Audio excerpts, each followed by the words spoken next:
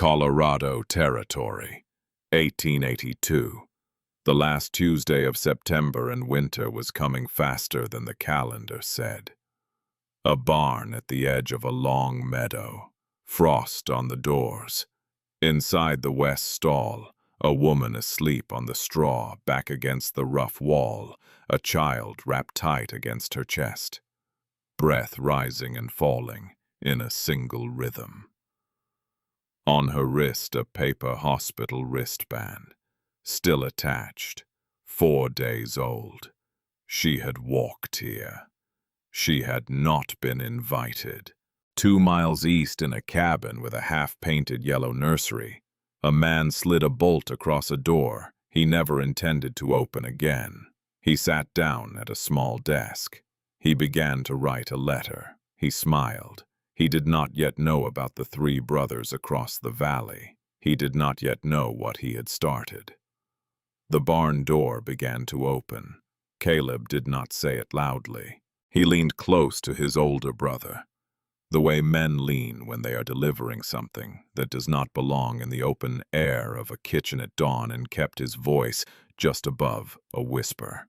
"Wyatt, in the barn, the west stall." Wyatt Ashbury's coffee cup stopped halfway to his mouth. "There is a woman." The cup came down. 4 nights now. Wyatt looked at his brother. Not at the door.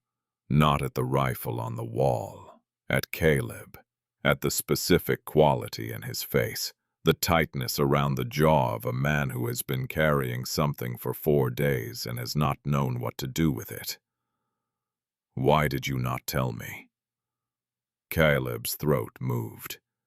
He looked at the floor for 1 second. Just one. "She has a child with her."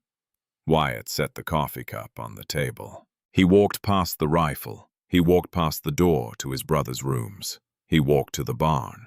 The September morning was sharp and blue, and the kind of cold that meant winter was coming faster than the calendar said. Frost crunched under his boots. Cattle made low sounds in the far pasture. A woodpecker hammered somewhere behind him. His breath smoked. He pushed open the barn door. The smell of hay, the smell of horses, something else, something warmer, human. The faint scent that clung to new mothers and hospital wristbands and people who had been somewhere they were not supposed to be.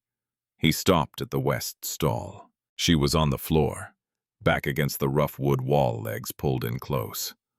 24 years old, maybe younger, honey-colored hair fallen loose around her shoulders.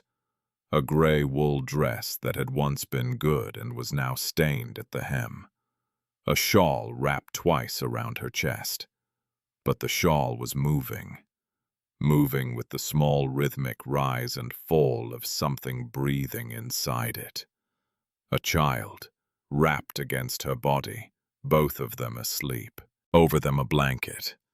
Gray wool with a faded blue border, frayed and old, the kind that had clearly been carried by hand across years and miles. Wyatt knew that blanket. He had not seen it in 12 years. His chest pulled tight in a way he did not have time for. He looked at her wrist. A paper hospital wristband. White. Still attached. The kind that Dr. Whitlock put on you at the Silverthorne Infirmary, and did not remove until you walked out the door yourself. 4 days old, the band looked, 5 at most. She had been in the infirmary 4 days ago, and now she was sleeping in his barn. His hand went to his coat pocket, not for his gun. He pressed his palm flat against the wool for a moment, the specific stillness of a man making a decision that had not been on his schedule for the day. He thought about Caleb. Caleb, who had watched this woman appear in the west stall 4 nights ago. Caleb, who had not called the marshal. Caleb, who had instead gone to the linen chest in his own room and quietly carried the gray blanket out into the dark. Caleb, who had come to him this morning with his eyes on the floor because he did not know what was right and was trusting his older brother to know. Wyatt looked at the child against her chest, looked at the wristband, looked at the blanket that had once wrapped him and his brothers when they were 3 days old. He did not wake her. Not yet. The kind of sleep she was in was the sleep of a person whose body had finally completely surrendered. He was not going to interrupt that. He stepped back out of the stall. He walked back to the house. Caleb was at the kitchen window. Jesse, the youngest of the three by 20 minutes, was at the table sharpening a knife and pretending not to be listening. "Get a fire started in the side cabin," Wyatt said. "The one Mama lived in before Papa built her the main house. Make it warm, air it out, pull the heavy quilts down from the loft." Jesse looked up. "What is in the barn?" "A woman and a baby." Jesse set the knife down. "And Jesse." "What?" "Not a word about this in town. Not yet."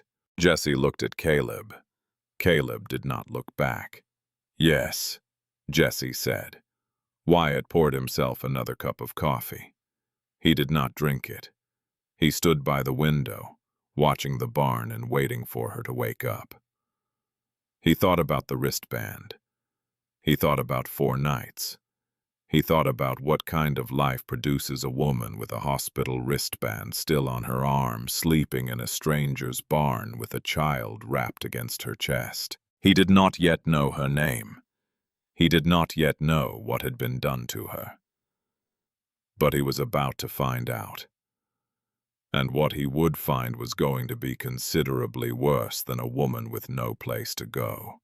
To understand what brought Eliza Hartwell to the Ashbury barn, we have to go back 4 days, to a train that pulled into Silverthorne, Colorado, on the last Tuesday of September, in the year 1882. She stepped down onto the platform with a child in her arms and a carpet bag in her hand, and snow blowing sideways across the tracks. 24 years old. Honey hair under a plain straw bonnet, Boston wool, Boston shoes, Boston manners. The child was 3 months old. His name was Samuel. He was not her son. That distinction would matter later. It would matter very much later. But it did not matter to anyone who looked at her on the platform that Tuesday afternoon.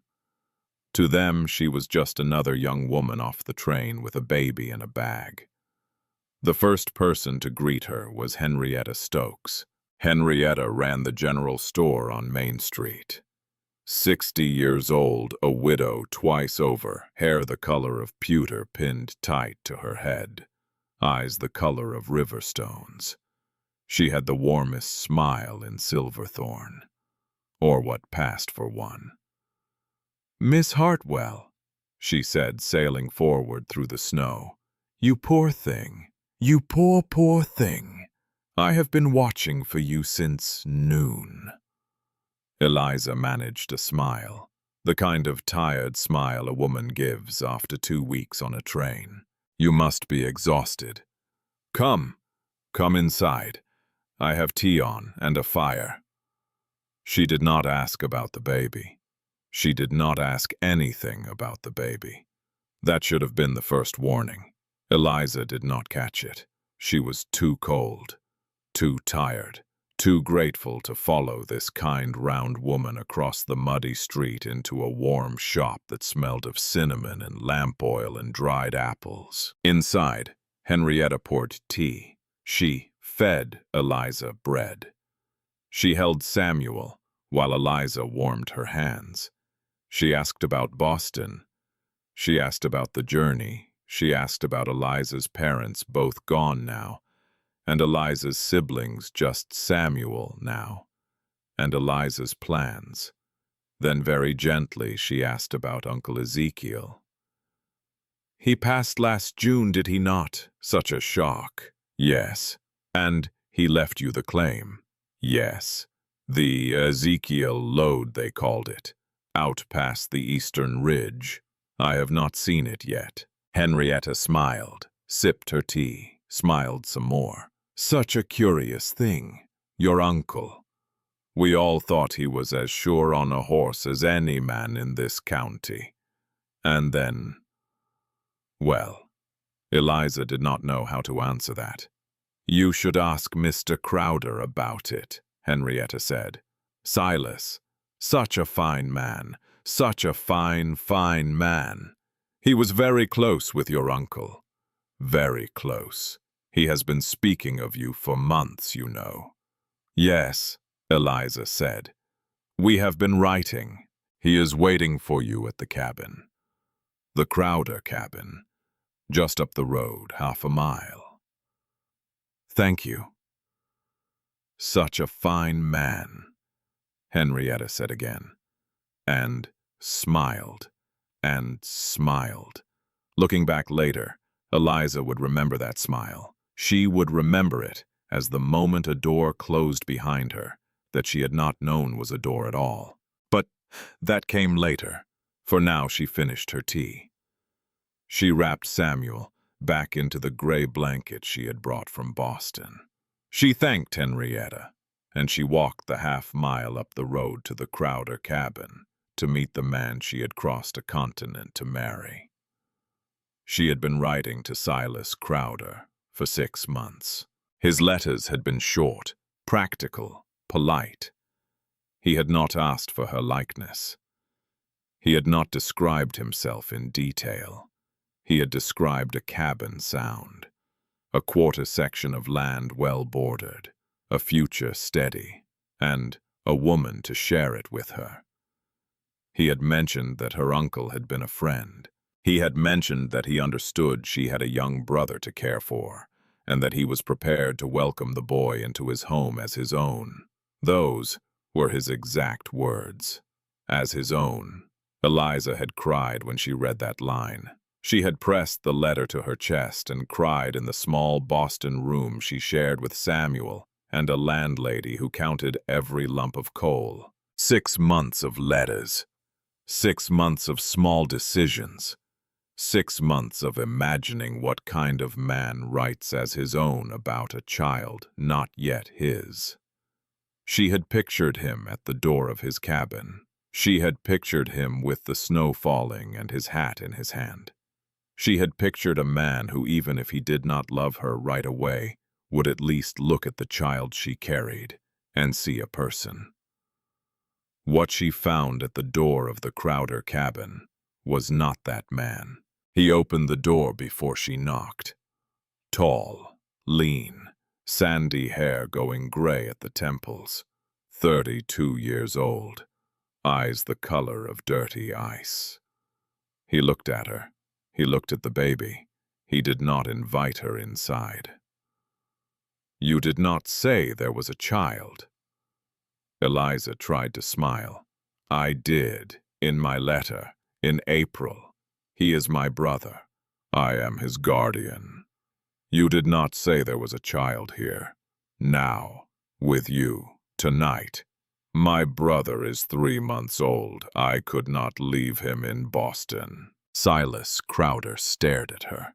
Snow blew sideways between them.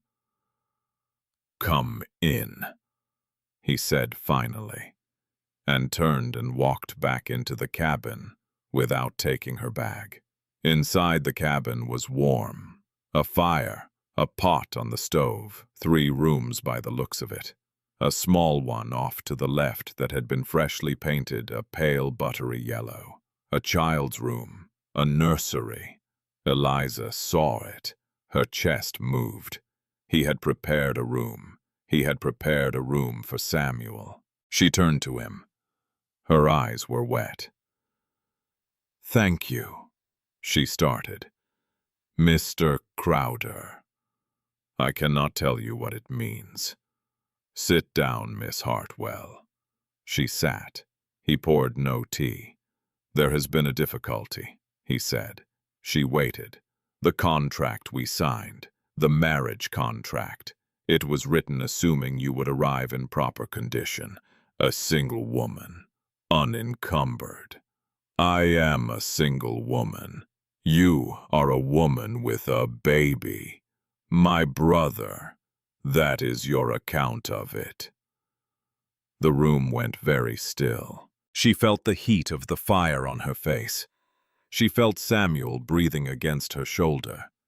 She felt her stomach drop. "Mr. Crowder, I have papers. I have a birth certificate. I have the bond from the Boston midwife. My father remarried in 1881. His second wife died in childbirth.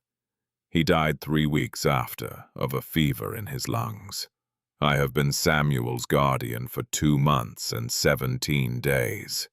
Show me the papers." She moved to open her carpet bag. "Not tonight," he said. "I am tired. You are tired. We will discuss the papers tomorrow. For now, you may sleep in the back room.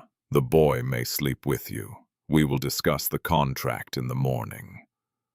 She nodded, numb. He stood. "There is one matter, however.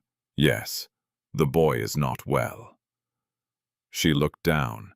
Samuel's cheeks were pink, too pink.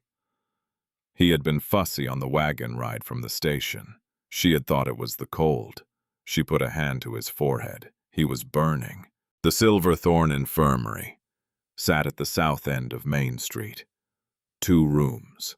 A doctor named Whitlock, 50 years old, who had served as a Union surgeon and had not slept well since.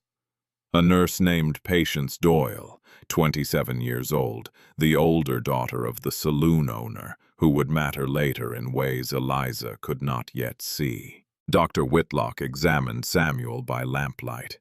"Croup," he said. "Common at this altitude in young infants. Not dangerous usually, but it had to be watched. Steam, warmth, vigilance. No carrying a sick child back out into the snow." Eliza nodded. Patience put a paper wristband on her right wrist. "Patient Hartwell, E. Admitted 26th September, 1882. Reason, companion, infant patient." Patience said her own name out loud as she clipped the band. "Patience Doyle, ma'am. If the baby fusses tonight, you ring that bell on the wall. I am 2 rooms over." Eliza did not even look at the wristband. She sat in the chair beside Samuel's basket and did not sleep for a single minute the entire night. In the morning, his fever broke. In the morning, Dr. Whitlock said he was well enough to go home.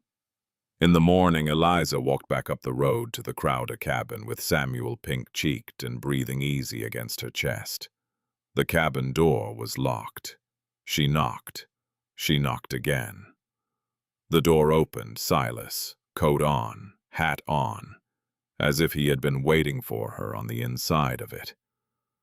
"Miss Hartwell." The door was locked. "Yes. I do not have a key." "No." She stared at him. "Mr. Crowder, I do not understand." He stepped out onto the porch, closed the door behind him, stood between her and it. "You did not appear at the contracted hour." "My brother was ill. He was in the infirmary. I was at his side. The doctor will tell you so." The contract specified a specific evening, sundown of the day after your arrival. I waited. You did not come back. "Mr. Crowder, I came back this morning. This morning is not last night." She could not feel her hands. "You will not honor the agreement." "The agreement was breached, not by me. I was at the infirmary, with my brother, with—" She could not finish the sentence. She had been going to say with your son, because that is what the letters had implied, as his own. She had been holding on to those words for 2 months. He looked at her without any expression at all. "Mr. Crowder, please. I will tell you what I am prepared to do, Miss Hartwell. As a kindness, I am prepared to consider the contract void by mutual misunderstanding. I will keep the dowry transferred at the Boston office.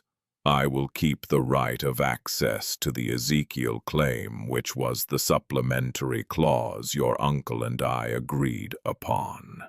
You and the child are free to return to Boston whenever the next train leaves. The next train is in 11 days. Yes, I do not have money for a return ticket. That is regrettable. Mr. Crowder. Good day, Miss Hartwell. He stepped back into the cabin. He closed the door. She heard the bolt slide. She stood on the porch with her brother breathing softly against her shoulder, and snow starting to fall again across the road, and the half-painted yellow nursery on the other side of the wall behind her. She walked back down the road into town. She did not go to Henrietta's store. Some small bell, some quiet animal at the back of her mind. Something told her not to. She walked past the store, past the saloon, past the church, past the smith, past the edge of town. She kept walking. She walked for an hour, for 2, until the road thinned to a track, and the track thinned to a field, and the field thinned to the edge of a stand of pine trees and a long meadow that sloped up into the foothills. There was a fence. There was a gate. Beyond the gate, a barn. The barn looked old. The doors were unlocked. The cattle were in the far pasture. She did not know whose barn it was. She did not care. She slipped inside. She found the west stall, the one farthest from the door, half full of clean straw. She sat down. She wrapped Samuel tighter in her shawl. She put her back against the wall, and she did the only thing left to do. She closed her eyes. That was the first night. The first morning when she opened her eyes, she was not sure for a long moment where she was. The light came through the cracks in the boards in long, pale bands. Dust drifted in them. A horse breathed somewhere on the other side of the wall. Samuel was warm. Samuel was alive. Samuel was hers in the way that mattered. She sat up. She looked around. By the door of the stall, just inside, sat a small enamel pail of fresh water, with a tin cup beside it. A loaf of brown bread wrapped in cloth, a wedge of yellow cheese, a small jar of preserved peaches, and, folded on top of it all, neatly, a gray wool blanket with a faded blue border. She froze. Someone had come in. Someone had come in while she slept. Someone had walked past her sleeping body and her sleeping brother, and had set those things down and walked out again, without waking her, without speaking, without taking anything, without even leaving a note. Her first thought was fear. Her second thought, which she didn't understand at the time, was something more like gratitude than fear, and something more like wonder than gratitude. She drank the water. She ate the bread. She gave Samuel a finger soaked in the peach juice and watched him suck at it solemnly with his serious dark eyes. She wrapped him in the new blanket. She wrapped herself in the new blanket. She thought about the cabin in Boston, about the landlady, about the dowry her father had set aside that was now sitting in Silas Crowder's account at the Boston bank, about the 11 days until the next eastbound train, about the 11 nights she had to survive before she could even attempt to leave a town she had no money to leave. She thought about her uncle, Uncle Ezekiel, who had ridden west when she was a girl and sent her a Christmas dollar every year, even when she was 20 and embarrassed to receive it. Uncle Ezekiel, who had written the last time he wrote that he had a piece of land that was small but his and that he intended for her to have it when he was done with it. Uncle Ezekiel, who had been thrown from a horse in June and broken his neck. She thought about the painted yellow nursery. She did not think about Silas Crowder. She could not yet. That was the first morning. That night when she returned from a short walk down to the creek to wash, there was a second pail of water, a second loaf, a small block of soap. The third night, a wax candle and a tin of matches, a child's wool cap that fit Samuel almost exactly. The fourth night, a thicker blanket folded on top of the first. She never saw who left them. She tried once to stay awake. She sat against the stall wall with her eyes wide open and watched the shadows shift through the cracks. She must have fallen asleep because when she woke it was morning and a small jar of honey sat at her feet. Whoever it was did not want to be seen. That was almost as confusing as the kindness. By the fourth morning, she had started to think. The thinking was slow at first. The thinking was thick. The thinking moved like cold molasses behind her eyes. But it moved. Silas Crowder had locked the door not because she had been late. Silas Crowder had locked the door because that had been his plan all along. She remembered the painted yellow nursery. He had prepared it. He had not prepared it for Samuel. He had prepared it as a stage, as a piece of furniture in a story he intended to tell to anyone who came to check on her. See, he would say, I prepared a room for her child. I was ready to take her in. She was the one who did not appear. She remembered. The papers. He had asked to see them, and then he had not looked at them, and then he had locked the door. She remembered. Henrietta's smile. The questions about Uncle Ezekiel. The questions about the claim. The Ezekiel load. She had been writing letters to Silas Crowder for 6 months, not because Silas Crowder wanted a wife. Silas Crowder wanted a piece of mountain, and he wanted it without her in it. By the fourth night, she had worked all of that out in the cold of the stall, with Samuel asleep against her chest and the wind coming up off the foothills. By the fourth night, she also knew she could not stay in the barn one more day. Snow had started in earnest the third night. Samuel's cough had come back. Soft but back. She could not nurse him. She had no formula. She had been giving him bread soaked in milk she carried from the pail. He was hungry. So was she. Her supply of strangers' bread had stopped being enough. She would have to walk back into town in the morning. She would have to throw herself on the mercy of the doctor or the minister or the marshal. She would have to do something she did not know how to do because she had never had to do it before because she had spent her entire life being a person who managed. She fell asleep on the fourth night with that decision sitting hard and cold inside her chest. She did not know that decision was going to be taken out of her hands. She did not know that on the other side of the wall, 10 feet away, Caleb Ashbury was finally standing in the snow, telling his older brother what he had been seeing for 4 nights. She did not know that the storm coming over the foothills was bigger than the one already in her chest. She only knew that the blanket smelled faintly of cedar, and that her brother was warm, and that she had survived 4 nights, and that whoever was leaving her food, whoever they were, had not yet asked her for anything in return. That was the 4th night. In the morning, Wyatt Ashbury would push open the barn door. She woke at 7:43. She knew this because later, Wyatt would tell her the time. He had been watching from the kitchen window. He had seen her stand. He had seen Samuel stir in the shawl. He had set down his coffee. But she did not know any of that yet. All she knew was the smell of hay and the small wet sound her brother made when he was hungry, and a faint sense, a tightening at the base of her neck that she was not alone in the barn. She opened her eyes. A man stood at the entrance to the stall, tall, 6 feet and 3 or 4 inches, wide through the shoulders, coat the color of wet stone, beard short and dark, hair pushed back under a brown wool hat, a face built out of weather and silence.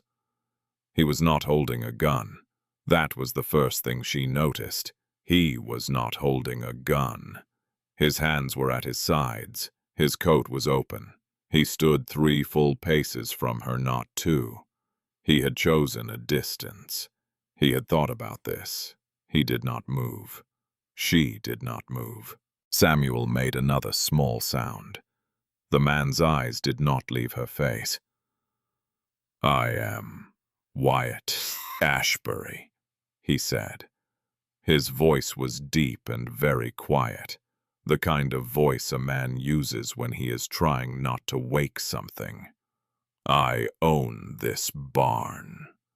She did not speak. "I am not going to do anything to you." She still did not speak. "You can come into the house, or you can stay in this stall. Either one. But the snow is going to be heavier by noon, and that child is too small to be in this air." Her chin came up. She did not mean for it to. It was the kind of involuntary motion a person makes when their body has been working without their permission for years. The chin came up. The shoulders pulled back. The voice came out of her mouth before she had decided what voice to use. "I am not a charity case." The words came fast. The man called Wyatt Ashbury did not react. He did not flinch. He did not soften his face.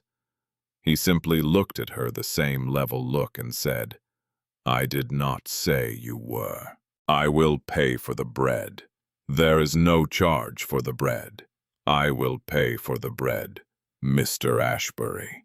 He looked at her for one long second. He nodded. "Once. All right. There is a side cabin on this property. My mother lived in it when she first came to this valley in 1849. It is dry. It is warm. It has been empty 4 years. It would cost me nothing to lend it to you. You can pay rent when you are able. $2 a month. Will that suit?" She stared at him. He stood in the stall door with snow on his shoulders, and he had named a rent. $2 a month, the smallest rent in the territory, a number invented for the express purpose of letting her say yes without it being charity. She felt something crack inside her chest. She did not let it show on her face. $2 a month, she said. $2 a month. I do not have $2. You can owe it. I do not borrow. He almost smiled. It moved at the very corner of his mouth, and then it was gone. Then you can earn it. The kitchen needs help. The pantry is not in order. My brothers cannot keep linen straight. 3 hours a day for a week clears the rent for a month. 3 hours a day. She did not think about it. She did not weigh it. She did not consult her pride. Her body was doing arithmetic faster than her pride could catch up.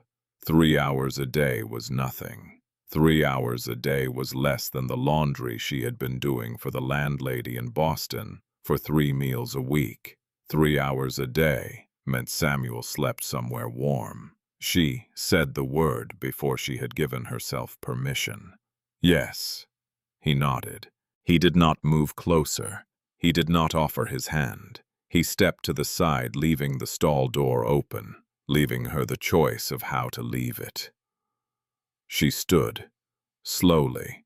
Her legs were not all the way under her. She held Samuel against her shoulder. She gathered the gray blanket. She gathered the carpet bag. She walked past Wyatt Ashbury without looking at him. He did not move. When she had passed him, he closed the stall door behind her and walked behind her, at a respectful distance, all the way across the yard to the side cabin. The side cabin had been built in 1850 by his father. It had 1 room downstairs and a sleeping loft. The fire was already lit. The bed was already made. There was bread on the table. There was a clay pitcher of milk. There was a child's basket lined with sheepskin, sitting beside the hearth. It had been prepared. It had been prepared while she slept. She stood in the middle of the room with her brother in her arms, and she did the math. Caleb Ashbury, whoever he was, had been carrying food to the barn for 4 nights. This morning his brother had told another brother who had aired and warmed and stocked a cabin in the time it took her to wake up and find her shoes. She turned to look at Wyatt Ashbury. He was standing in the doorway, framed in pale sun and falling snow, with his hat in his hand now, and a kind of patience on his face that did not match anything else about him. "Mr. Ashbury." "Yes." "Why?" He did not answer that question. Not yet. Not for a long time. He just looked at her. Then he looked at the wristband on her wrist. "That band on your arm." She lifted her wrist. "It says you were in the infirmary on the night of the 26th, from sundown to sunrise." "Yes." "My brother Caleb walked into the post office on the morning of the 27th and saw Silas Crowder filing a contract dispute at the clerk's desk. Crowder told the clerk you had failed to appear at the appointed evening hour, and that the marriage contract was null, and the supplementary mining claim defaulted to him. On the morning of the 27th, the morning while you were walking back from the infirmary with your brother in your arms." She felt her hand go cold. She felt her face go cold. "That contract was filed before you got back to that cabin," Wyatt said. He spoke each word as if he were laying it down on a table for her to see. "That contract was filed while you were still in the infirmary with that wristband on your wrist." She put one hand to her mouth. "That contract," Wyatt Ashbury said, "was not filed in response to you missing an evening. It was filed because you appeared on time." He had been holding that paper, waiting for an excuse. The excuse he wanted was you out of his sight long enough that he could swear to a clerk you had failed to come. She sat down, hard, in the chair by the hearth. She did not remember sitting down. Samuel made a small wet sound in her arms. She put one hand over his back. She held him. She made herself breathe. Wyatt Ashbury did not come into the cabin. He stayed in the doorway, hat in hand, eyes steady. "Miss Hartwell." "Yes." "Do not take that wristband off." She looked down at her wrist. "Why?" "Because it has a date on it, and the date on it is the date he says you did not come. As long as that band is on your wrist, you have a witness." She nodded, numb.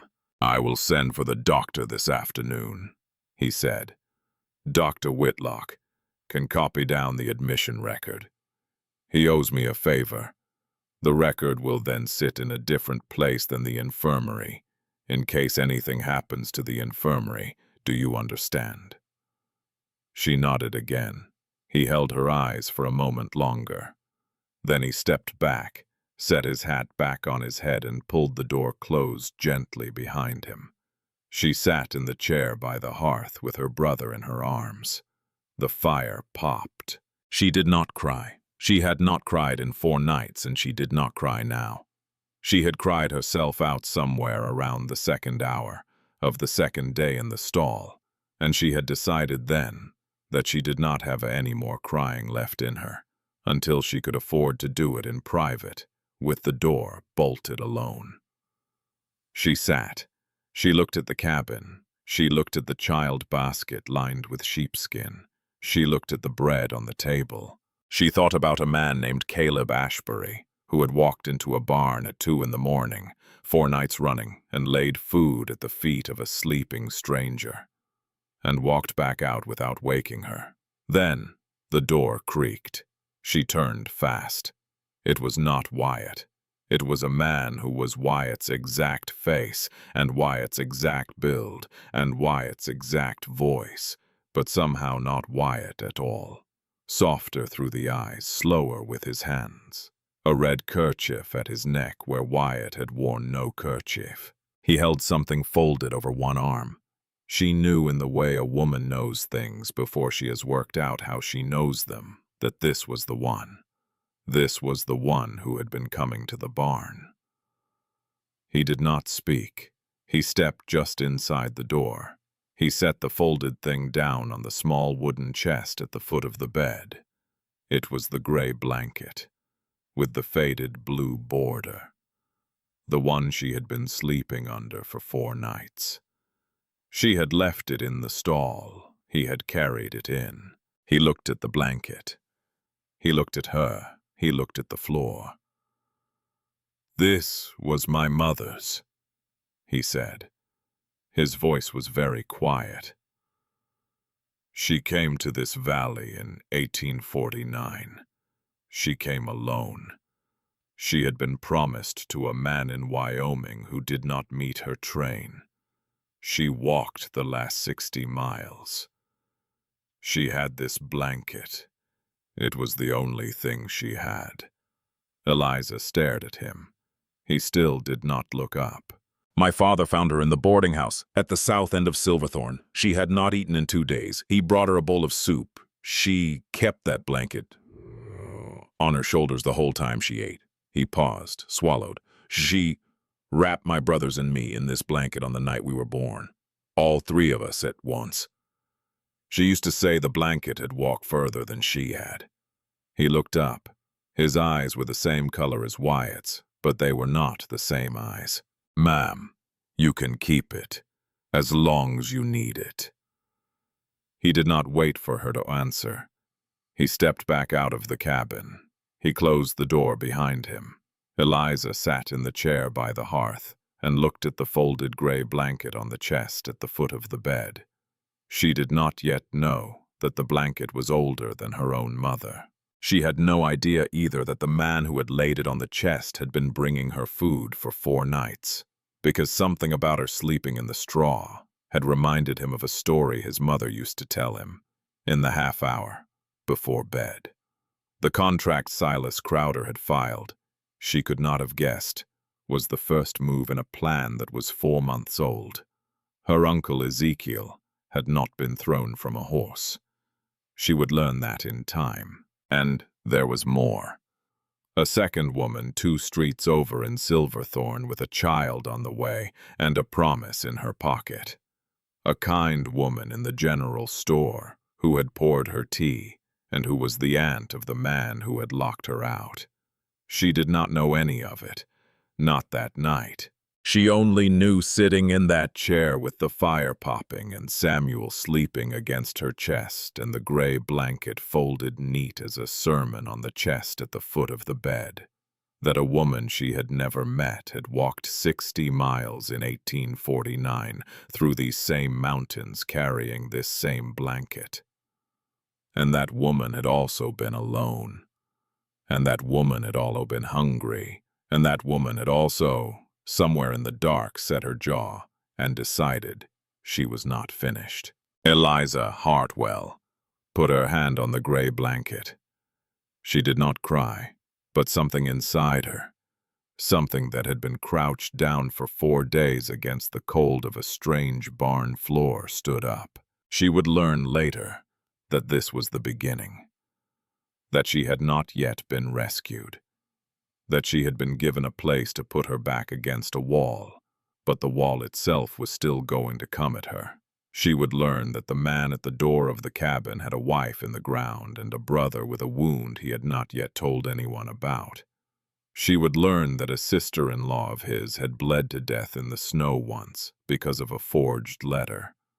She would learn that the small bell at the back of her mind, the one that had whispered to her not to go back into Henrietta Stokes's store, was the only part of her that had been telling the truth from the moment she stepped down off the train. She would learn all of this in time.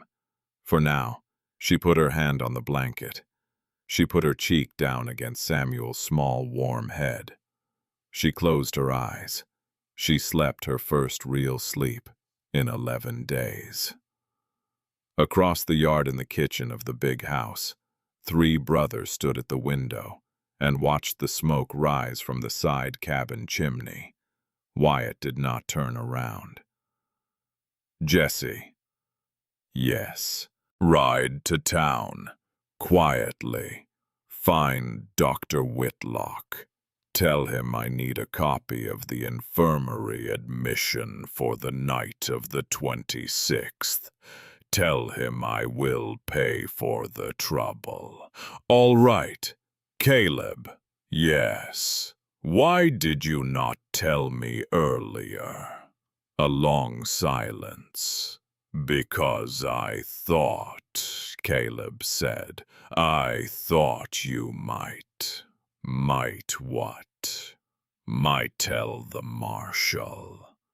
Wyatt looked at his brother. He looked at the side cabin chimney smoke. He looked at his brother again. You were right not to, he said. Caleb nodded. The 3 brothers stood at the window in silence for a long time.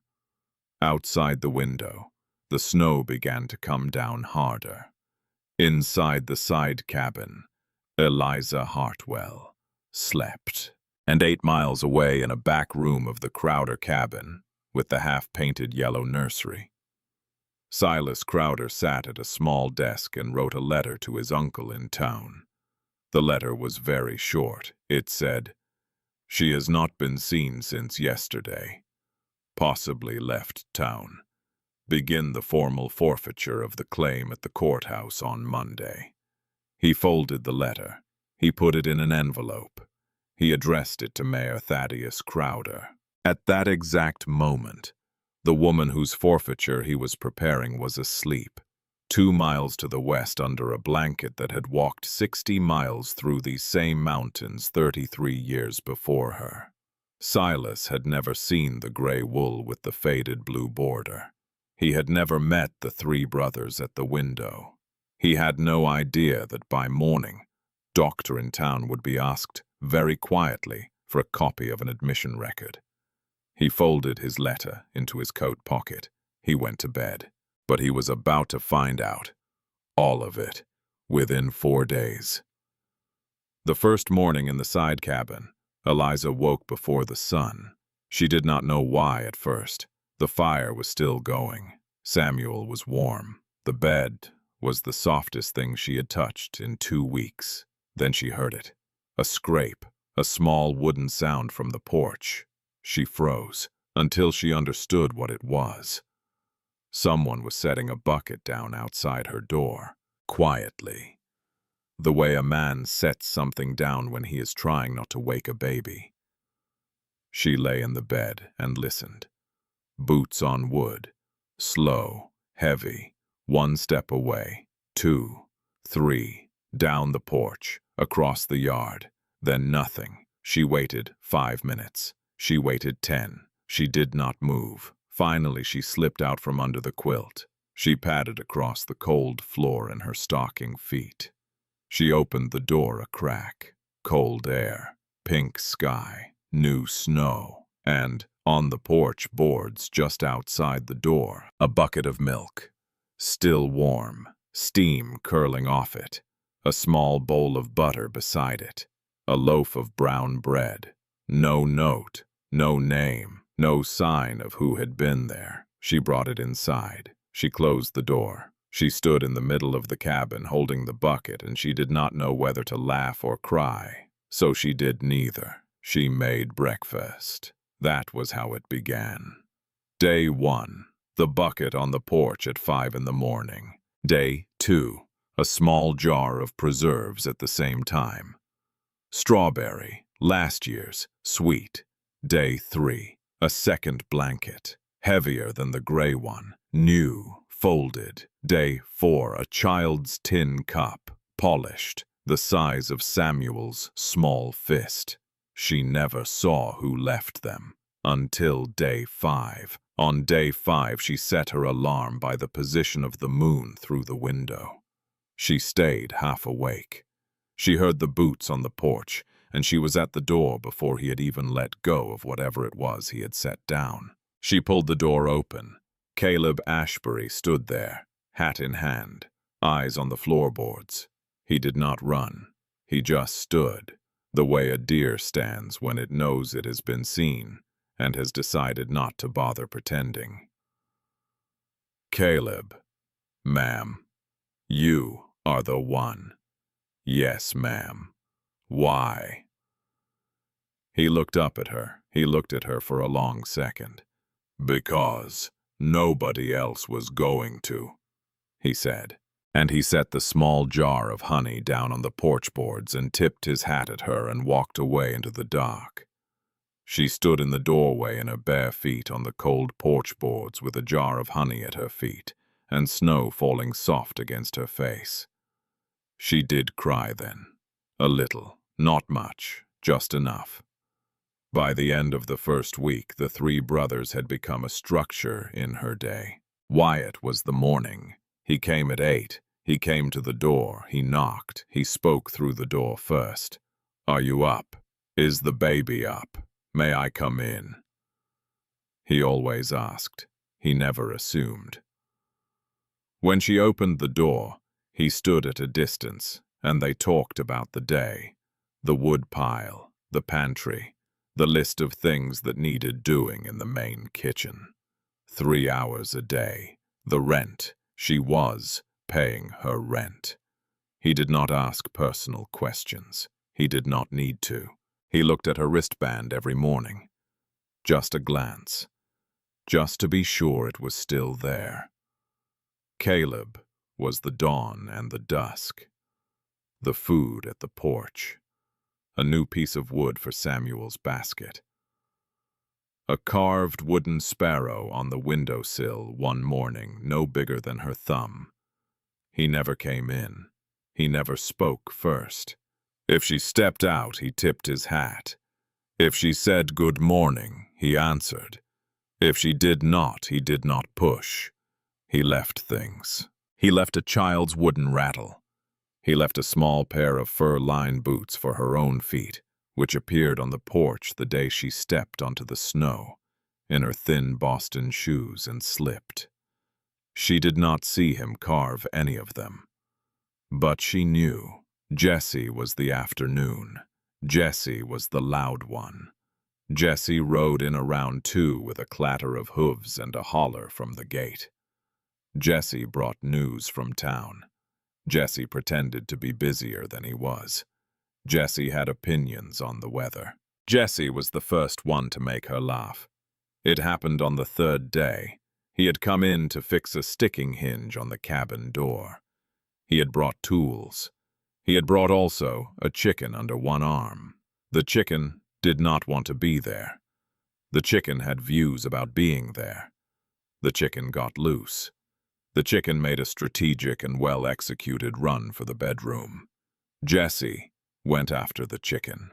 Eliza watched a 6'2" man chase a hen across her bed and around her hearth and under her table for the better part of 3 minutes. The chicken won. When Jessie finally caught the bird and stood up flushed and red and with a feather in his hair, she laughed. She did not mean to. It came out of her before she could stop it. A real laugh. It surprised her so much she put her hand over her mouth. Jessie looked at her. Jessie looked at the chicken. Jessie looked at her again. "Ma'am," he said, with great dignity, "that hen has been giving me trouble for 2 years." She laughed again. He grinned. He carried the chicken back out to the coop. That night, when she lay in the bed and stared at the ceiling, she realized she had not laughed since Boston. Not since before her father got sick. Not since before Samuel. The laugh had felt strange, like a muscle she had not used in a long time. She turned her face into the pillow. She did not cry. But she did not sleep for a long time either.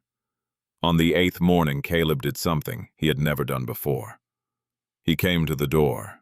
He knocked. She opened it. He was holding Samuel's small fur cap, the one he had left on the porch 4 days earlier. "Found this," he said, "outside the woodshed. Wind must have caught it." "Yes," she said. "Thank you." He did not leave. He stood on the porch with the cap in his hands, and he turned it over twice. "Ma'am." "Yes." "May I?" He stopped, started over. "May I hold him?" Her chest did a small thing. "Yes," she said. "Of course."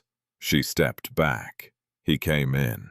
He set his hat on the chair. He washed his hands at the basin without being asked. He came over to where Samuel lay in the basket by the fire. He looked at the baby for a long second. Then he reached down. He picked Samuel up the way men who have held many babies pick up babies. One hand at the head, one hand at the bottom, both forearms supporting the body.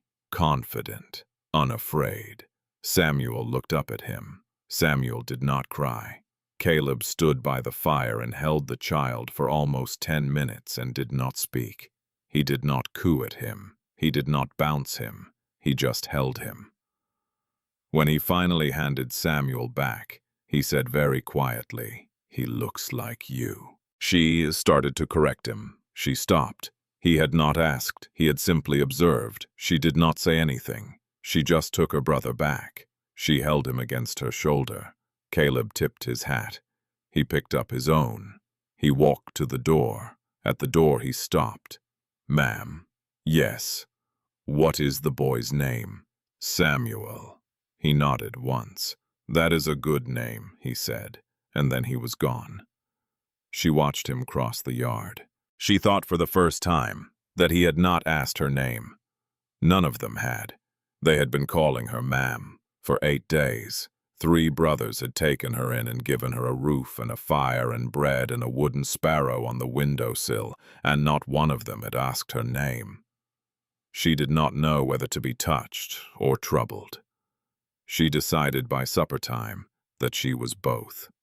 The next morning before Wyatt came up the path, she stepped onto the porch when she saw him coming. He stopped at the bottom of the steps. "Mr. Ashbury." "Yes." "My name is Eliza." He looked at her. His face did not change. "Eliza," he said. It was the way he said it, slow, careful, as if he were tasting the word, as if he were putting it somewhere safe. "Eliza Hartwell. Eliza Hartwell," he repeated. "And the child is Samuel. Samuel, my brother." A pause, just a pause, just one beat. "Ma'am, yes, he is your brother. My brother, yes." His eyes went to her face and stayed there longer than they ever had. "Ma'am, forgive me." "For what?" "For the assumption." She felt heat rise up the back of her neck. She made herself stand very still. "Mr. Ashbury, most people make the assumption." "Yes, they do." I did not correct it because the man who hired me to come west already chose to believe his version. There was no point telling him a different one. He absorbed that. "Crowder thinks the child is yours." "Yes, and you let him." There was no time. He had decided before he looked at me. Wyatt was quiet. His jaw worked once. "Ma'am." "Eliza. Eliza. Yes. He filed that contract dispute because the child is yours. Because he can tell the court you arrived with a child he did not contract for." "Yes. And the truth is the child is not yours." "Yes. And we have the papers.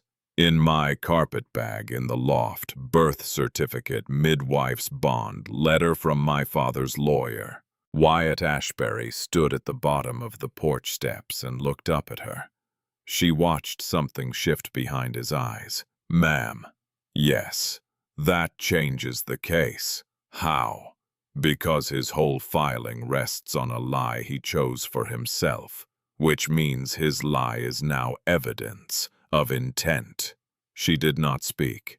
"He did not just lock you out," Wyatt said. "He made up a reason that requires a different woman than you. That is fraud." She felt her hand tighten on the porch rail. He took one step up the porch. "Eliza." "Yes. Do not say that again where anyone can hear. Not in town. Not at church. Not even to Henrietta. The fact that the child is your brother is the most important fact you possess, and he does not know it yet. We are going to keep it that way." She nodded. He turned to go. At the gate he turned back. "And Eliza?" "Yes. Caleb knows." She looked at him. "He has known since the second day. He saw the papers in your bag when he brought the bread. He never told us. He told me this morning." She felt her eyes sting. She did not let them spill.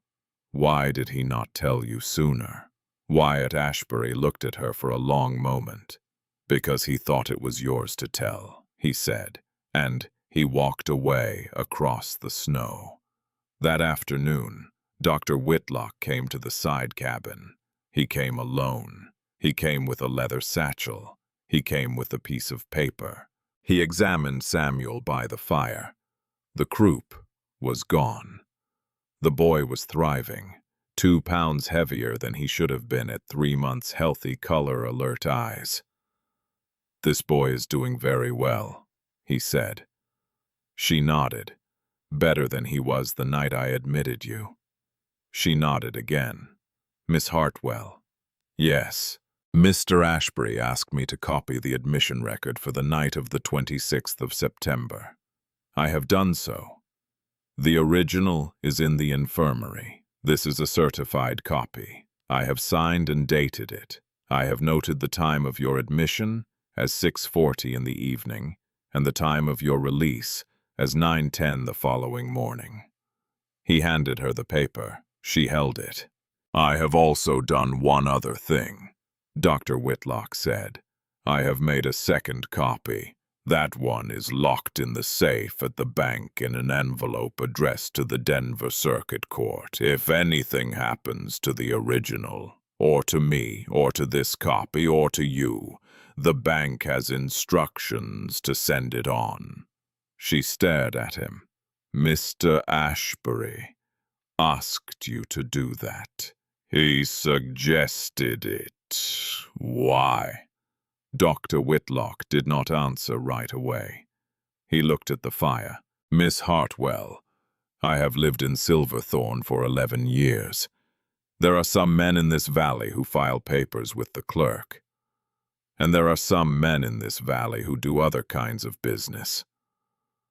Crowder the Elder is the second kind.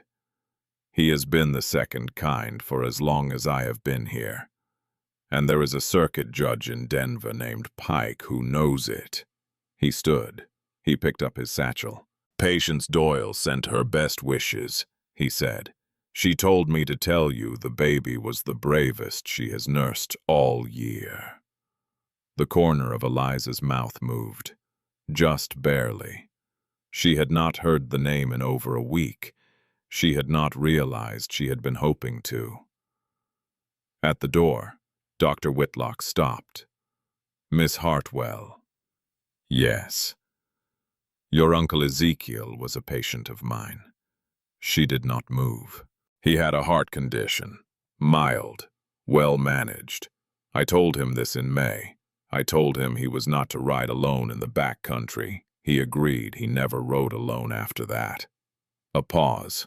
"On the day he was found, Miss Hartwell, his horse came back to town with no scratches on it, no mud on its legs, no sweat on its flank, as if it had been led, not ridden. The horse, I would have said, had not been on a back trail at all." She felt her stomach drop. "I told the marshal this," Dr. Whitlock said. "The marshal told me to mind my doctoring." He set his hat on his head. "Good day, Miss Hartwell." He went out into the snow. She sat in the chair by the fire for a long time after he left. She looked at the gray blanket on the chest. She looked at the carved wooden sparrow on the windowsill.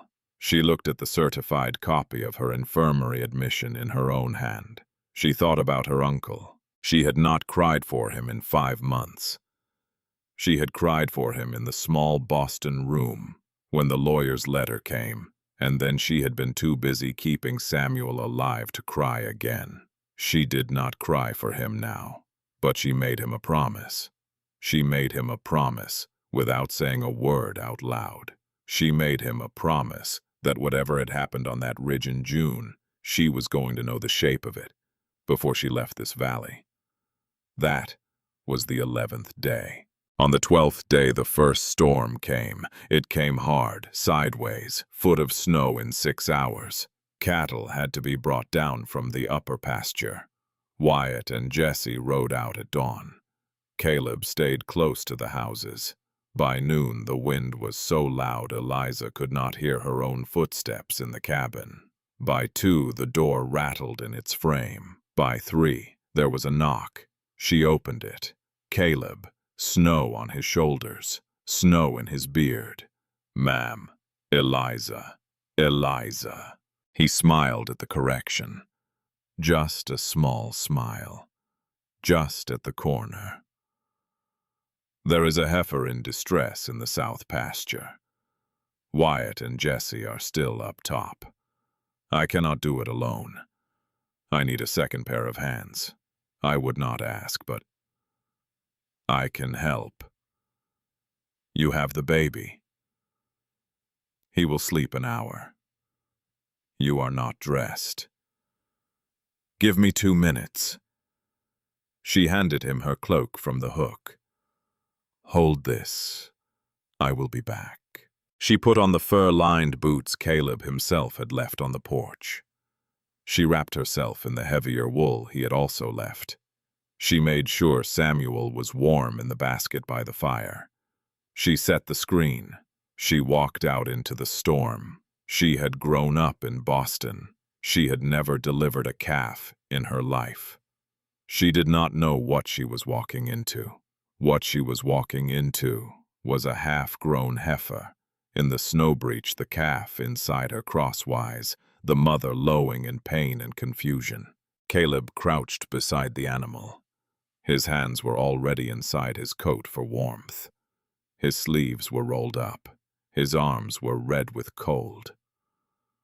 "I need you to keep her steady.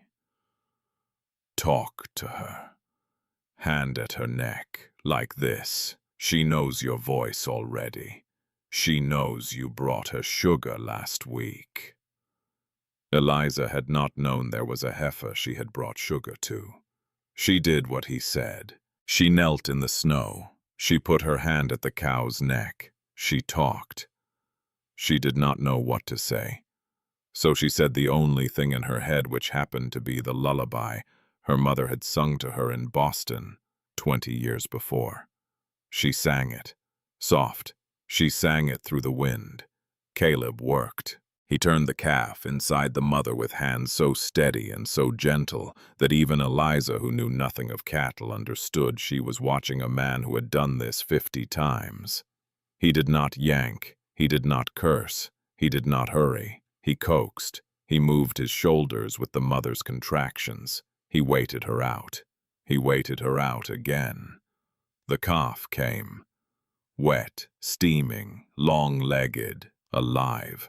Caleb cleared its nose. Caleb breathed against its face. Caleb laid it on the snow and rubbed it down with handfuls of dry hay.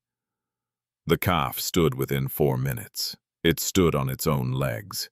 It walked unsteady to its mother's flank and began to nurse. Caleb sat back on his heels in the snow.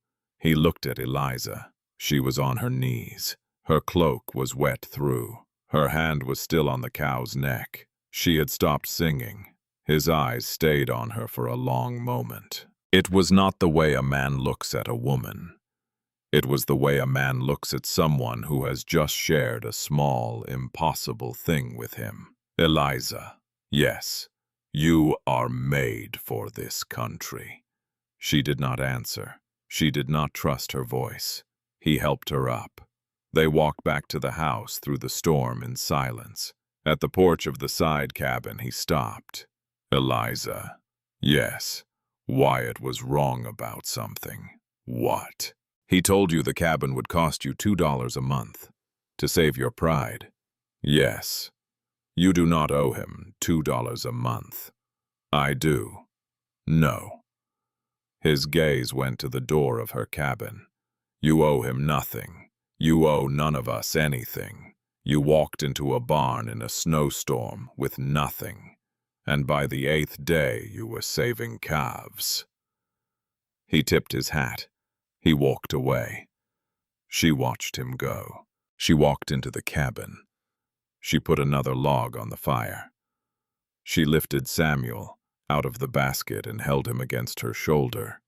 She thought a great deal. She thought about 3 men who had not asked her name for 8 days and then had handed her papers and copied infirmary records and let her sing lullabies to a laboring heifer. She thought about her uncle's horse coming back to town with clean legs. She thought about Silas Crowder and the half-painted yellow nursery. She thought also about Wyatt's hand on the porch rail that morning, about how it had moved 1 inch closer to her hand and then stopped. She did not let herself think about that one for long. She had other work to do. 2 days later, in the early afternoon, a rider came up the lane. Caleb was in the south fence line.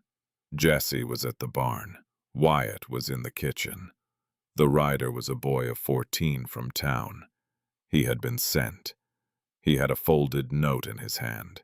Wyatt opened the note. He read it. He did not change his expression. He walked outside. He gave the boy a coin. He told him to ride back quietly. He told him to tell whoever sent him that no woman of that description had been seen on this property. The boy nodded. The boy left. Wyatt walked back into the kitchen. He folded the note and put it in the fire. Eliza, who had been watching from the doorway, did not ask. He looked at her. He said, "He is searching." She said, "I know." He said, "He will not find." She said, "I know that too."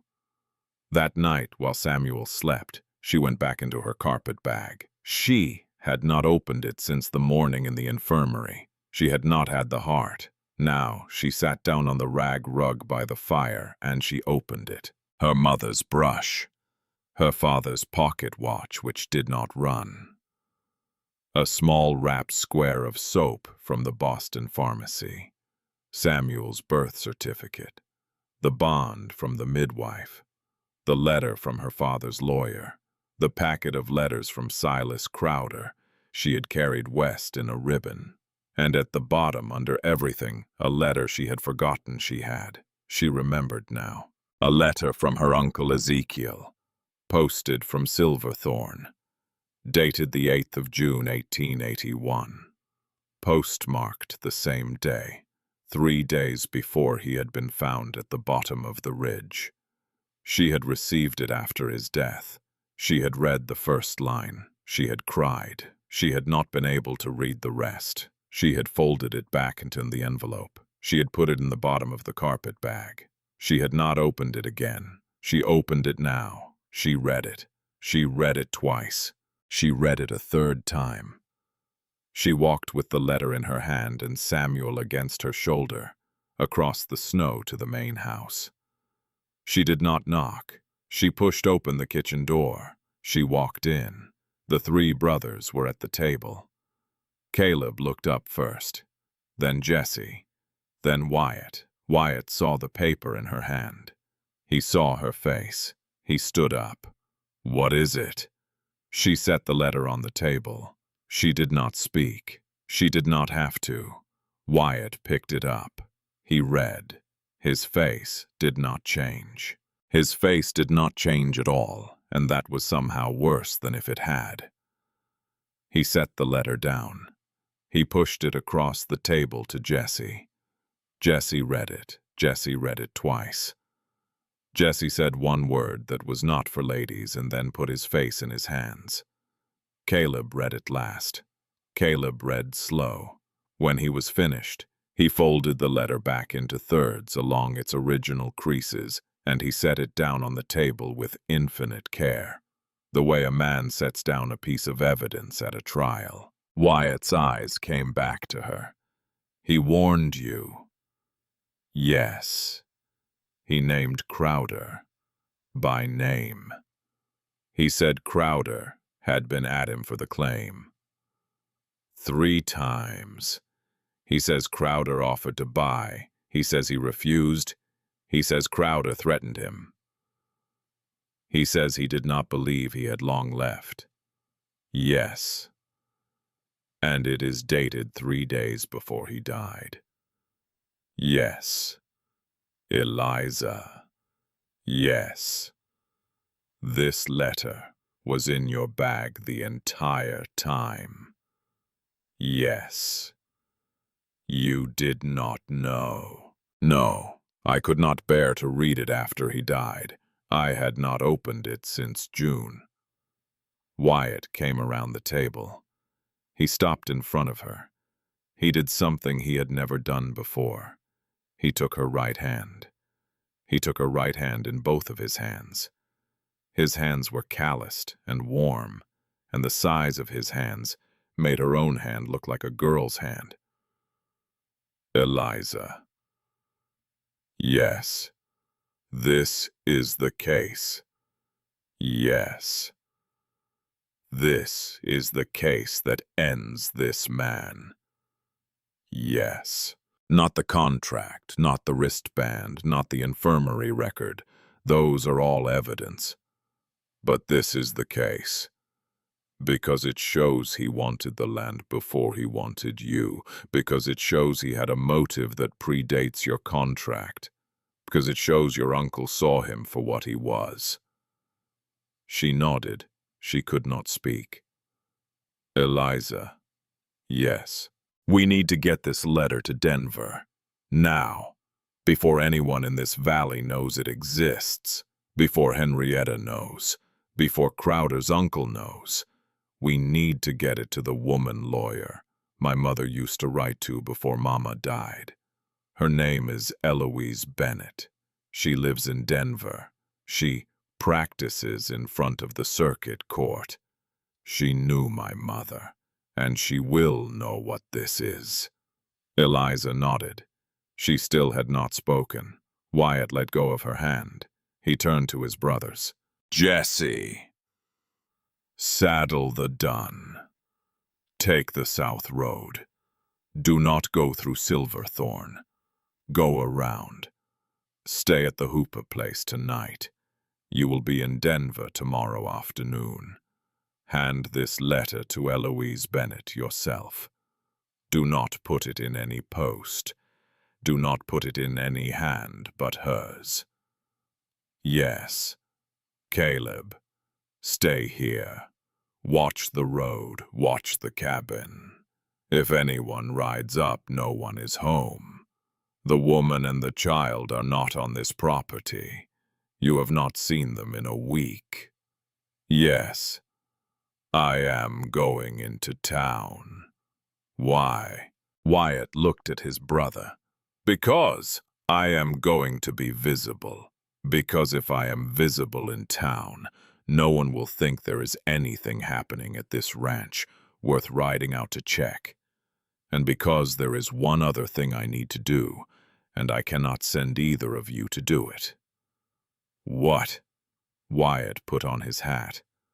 I am going to go ask Mabel Doyle a question. The brothers looked at him. Eliza, who did not know who Mabel Doyle was, looked at all 3 of them. Wyatt, she said. Yes, I am coming with you. Eliza. Wyatt. This is not what? Not safe. Mr. Ashbury, None of this has been safe since I stepped off the train. I came here because a man in a letter promised me a roof. I sat in your barn for 4 nights with a baby because a different man in a different letter promised me nothing. There is a third woman in this town who has been written to by the same man. I want to look at her, and I want her to look at me, and I want her to know who else he has been writing to. The 3 brothers were silent. Wyatt's eyes held hers a long time. Then he nodded. All right. That afternoon, Wyatt Ashbury and Eliza Hartwell walked into the back parlor of the Silverthorne Saloon. Eliza wore a clean wool dress and a borrowed gray cape. Wyatt wore his good coat. Mabel Doyle was 22 years old, dark hair, a round face, eyes that had been crying for a week. She was 5 months along. She was wearing an apron that did not hide it anymore. Eliza saw her. Mabel saw Eliza. Eliza did not need to say anything. Mabel's hand went to her mouth. Mabel's hand went to her belly. Mabel sat down hard on a wooden stool. "Oh," Mabel said. "Oh." "He wrote to you," Eliza said. "Yes." "How long?" 8 months. "He promised." "Yes." "He said he would settle his affairs in Boston first." "Yes." "He said you would not have to wait long." "Yes." "He told you about a piece of land coming to him." "Yes." "A mining claim." "Yes." "He said it was his by family right." "He said his uncle had arranged it." Eliza closed her eyes. She opened them. She walked over to Mabel. She knelt. She took Mabel's hand. "His uncle did not arrange it. His uncle is the mayor of this town. The land was mine. It came from my uncle Ezekiel Hartwell. Silas wrote to me also. He promised me marriage to get to it. He has been doing this with both of us at once." Mabel was crying. Mabel was crying without sound. "Mabel." "Yes." "Do you have anything of his? Any letter? Any note? Any small thing he wrote with his hand?" Mabel stood. She walked to the back of the parlor. She opened a small wooden box on a high shelf. She took out a folded telegram. She turned, she put it in Eliza's hand. "My father intercepted this," Mabel said, "3 days ago, from the telegraph office. He read it to me. He said it would break me. He thought I should not see it. But I saw it."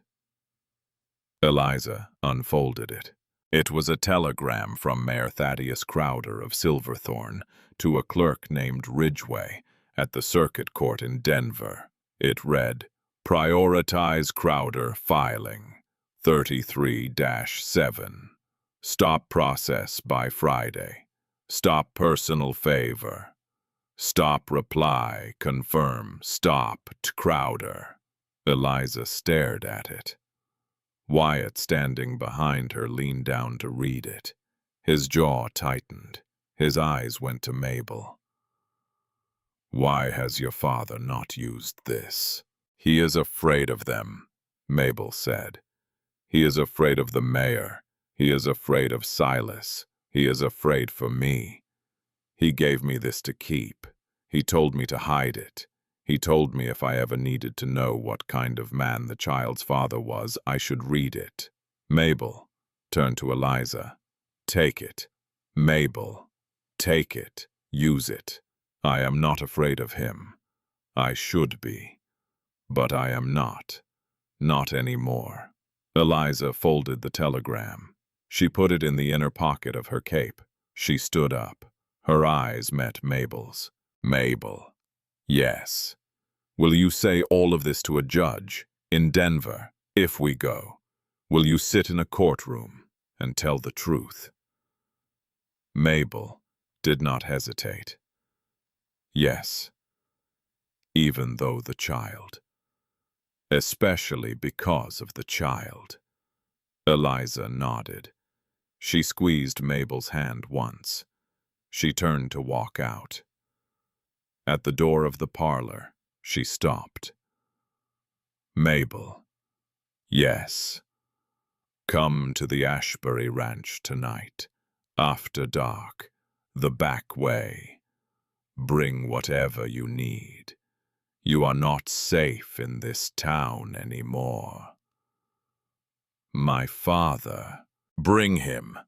That night after dark, Patience Doyle and Mabel Doyle and an old man named Bertram Doyle, who had owned the Silverthorne Saloon for 37 years, arrived at the back gate of the Ashbury Ranch. Jesse was already gone with the letter to Denver. Caleb met them at the gate. Caleb showed them to the bunkhouse. He brought them food. He brought blankets. He came back to the main house and stood in the kitchen and looked at Eliza, who was sitting at the table with a cup of tea she had not touched. Eliza. Yes.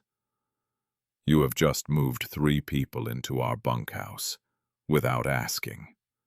Yes. You are going to do that again, are you not? She raised her head. She did not smile, but the corner of her mouth moved. I might. Caleb laughed. It was the first time she had heard him laugh. It was a low, warm sound. It surprised her so much. She almost laughed too. That night Eliza could not sleep. She lay in the bed in the side cabin and she stared at the ceiling. Samuel slept in his basket. The fire crackled. The wind whined under the door. She thought about her uncle's clean horse, about the half-painted yellow nursery, about Henrietta Stokes pouring tea, about a telegram in a wooden box on a high shelf in a saloon parlor, about a heifer in a snowstorm and a man with red cold arms and a calf standing on wet legs, about a gray blanket that had walked 60 miles in 1849, about Wyatt Ashbury's 2 hands holding her one hand on the kitchen table. She turned on her side. She looked at Samuel. She thought a thing she did not want to think. She thought about whether she was falling in love with a man who had once buried a wife. She told herself she was not. She told herself it was only the gratitude. She told herself she was only tired, and the cabin was only warm, and her brother was only safe, and any woman in her position would feel. She stopped. She stopped because she did not believe herself. She did not finish the thought. She closed her eyes. She heard just outside her door a small wooden sound. A bucket, set down quietly, boots moving away across the snow. She smiled into the dark. She did not get up to look. She knew what it was. She knew also that something had shifted, that the storm she had walked into off the train 2 weeks ago was no longer a storm she was sitting inside. That she was beginning slowly to stand up inside it. That the 3 men across the yard were not rescuing her, that they were standing on either side of her while she rescued herself. That was a different feeling than gratitude. She did not have a word for it yet. She did not need one. Outside in the snow. In the dark 2 miles to the east. In a back room of the Crowder cabin.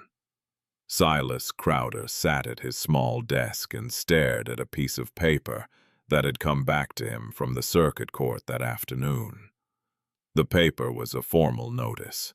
The formal notice said that the filing of Mr. Silas Crowder of Silverthorne in the matter of the contract dispute with Miss Eliza Hartwell of Boston had been reviewed and had been flagged for review by the chambers of Judge Harlan Pike. For cause. For cause. Silas Crowder read the words "for cause" 4 times. He stood up. He walked to the window. He looked out at the snow. He did not know what for cause meant. Not yet. He only knew the words sat on the page like a verdict written in a language he had not learned.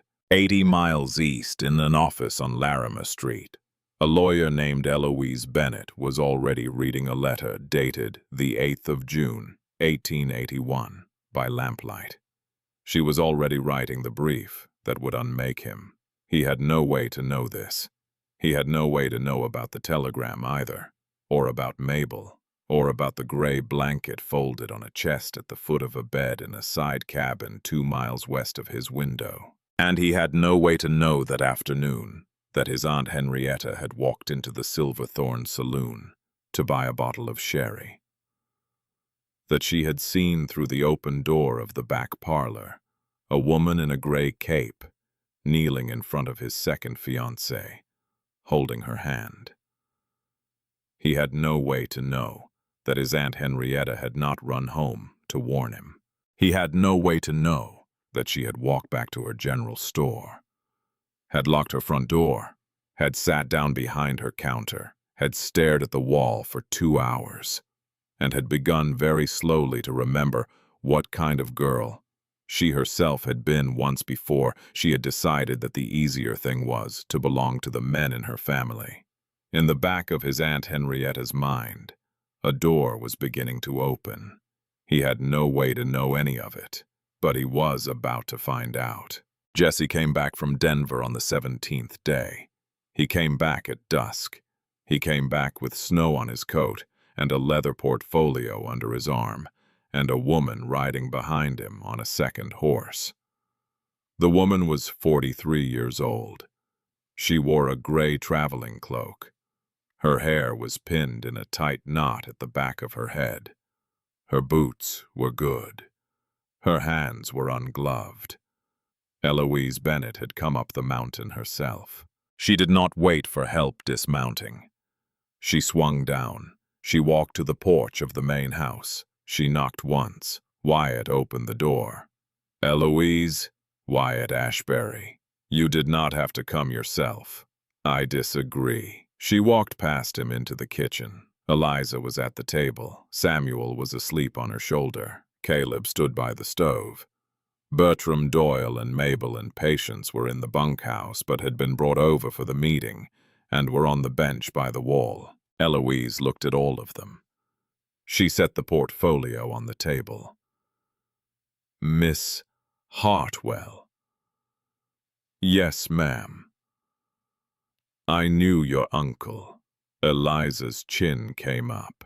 "He retained me in 1879 to draft his will. He named you as the sole heir of the Ezekiel lode. He instructed me to write to you in the event of his death. I did. The letter you received from a Boston lawyer in June. That was my letter forwarded through a Boston colleague. Yes." I am telling you this so you know I am not new to your situation. I have been waiting for you to surface for 4 months. I assumed you had gone elsewhere. I am very glad to see you here." Eliza nodded. She did not speak. She did not trust her voice. Eloise opened the portfolio. "I have read the letter Jesse brought. I have read the telegram he also brought. I have spoken to Miss Doyle's father in the bunkhouse. I have read the certified copy of the infirmary admission Dr. Whitlock provided. I have read the contract dispute Mr. Crowder found at the Silverthorne courthouse." She looked up. "It is a strong case." A pause. "It is also a dangerous one." "Why?" "Because Thaddeus Crowder is a sitting mayor with friends in the territorial government. Because his nephew is going to fight. Because the Silverthorne courthouse is not the venue. We are not going to give them a hearing in their own building." "Then where?" "Denver. Judge Pike has agreed to take it on the federal docket. He has been waiting for a reason to look at Thaddeus Crowder for 14 months. This letter from your uncle gives him the reason." She paused. "There is one problem." The room was very still. "Crowder's filing is scheduled for Monday at the Silverthorne courthouse. If we let it go forward there, his uncle will rule on it, and we will be litigating an appeal for a year. We need to remove the case to Denver before Monday morning." "How?" "By presenting an emergency motion to Judge Pike on Sunday. Tomorrow." "Tomorrow." "Yes, we need to be in Denver by sunrise." Wyatt looked at Eloise. His eyes went to Eliza. "Can she travel?" "I can travel," Eliza said. "With Samuel." "With Samuel." Eloise nodded. "Then we ride at midnight. Caleb stays. He will hold the property. Jesse rides ahead with the brief. Wyatt and Eliza and Samuel and I follow in the wagon. We will be in Denver by morning. Court convenes at 10. She looked around the room. "There is one more matter." "Yes. Miss Doyle, Mr. Doyle, Patience, you will need to come." Bertram Doyle stood up slowly. "Ma'am." "Yes." "Mr. Crowder, the elder, has held my saloon's liquor license for 9 years. If I testify against him, I will lose it." "Yes." "Mr. Crowder, the elder, has done other things to other people I know, quietly, through paper, through favors. If I testify against him, my daughters will not be safe in this town tomorrow night." "Yes." "You are asking me to lose my business and my house and the only piece of ground I have ever owned." Eloise did not flinch. "Mr. Doyle, yes. I'm asking you to testify to a federal judge." "Yes. I'm also offering you something." "What?" "Judge Pike has the authority to relocate your family under federal protection for 1 year, anywhere within the territory. I have already spoken to him. He will issue the order tomorrow afternoon if your testimony is on the record by noon." Bertram Doyle's eyes went to Mabel. Mabel's eyes met her father's. Mabel did not say anything. Mabel just put her hand on her belly. Bertram Doyle nodded. "All right." There was one more thing Eloise needed to do that night, and she did it quietly in the corner of the kitchen with the door closed. She and Patience Doyle put on their cloaks. They went out across the snow. They saddled 2 horses. They rode the 4 miles into Silverthorne by lantern light. They went to Henrietta Stokes's general store. They knocked at the side door at 10:30. Henrietta opened the door in her nightcap. She did not look surprised. She looked, in fact, the way a woman looks who has been waiting for a knock at a side door for 2 weeks. She let them in. They sat in her kitchen for an hour and 20 minutes. When Eloise and Patience rode back to the ranch at midnight, they carried with them a sworn and signed statement witnessed by Patience and notarized by an itinerant notary. Henrietta had paid to come at 9 in the evening, attesting that for 4 consecutive days following Eliza Hartwell's arrival in Silverthorne, Henrietta Stokes had passed information about the petitioner's location and condition to her nephew by handwritten note. That her nephew had told her prior to Eliza's arrival that the marriage was, in his words, a means to a piece of mountain. That Henrietta had given this information freely, knowingly, and was no longer prepared to give it. Henrietta had signed her name in a careful, old-fashioned hand. She had said when she handed the statement to Eloise only one sentence: "I am 60 years old. I have known how to do better since I was 12. I did not. Now I will." Eloise rolled the statement into the portfolio. She rode back through the snow. She did not tell Eliza about the statement that night. She would let her sleep. That night, Eliza could not sleep. Not really. She got up at 11. She dressed. She put Samuel in the basket.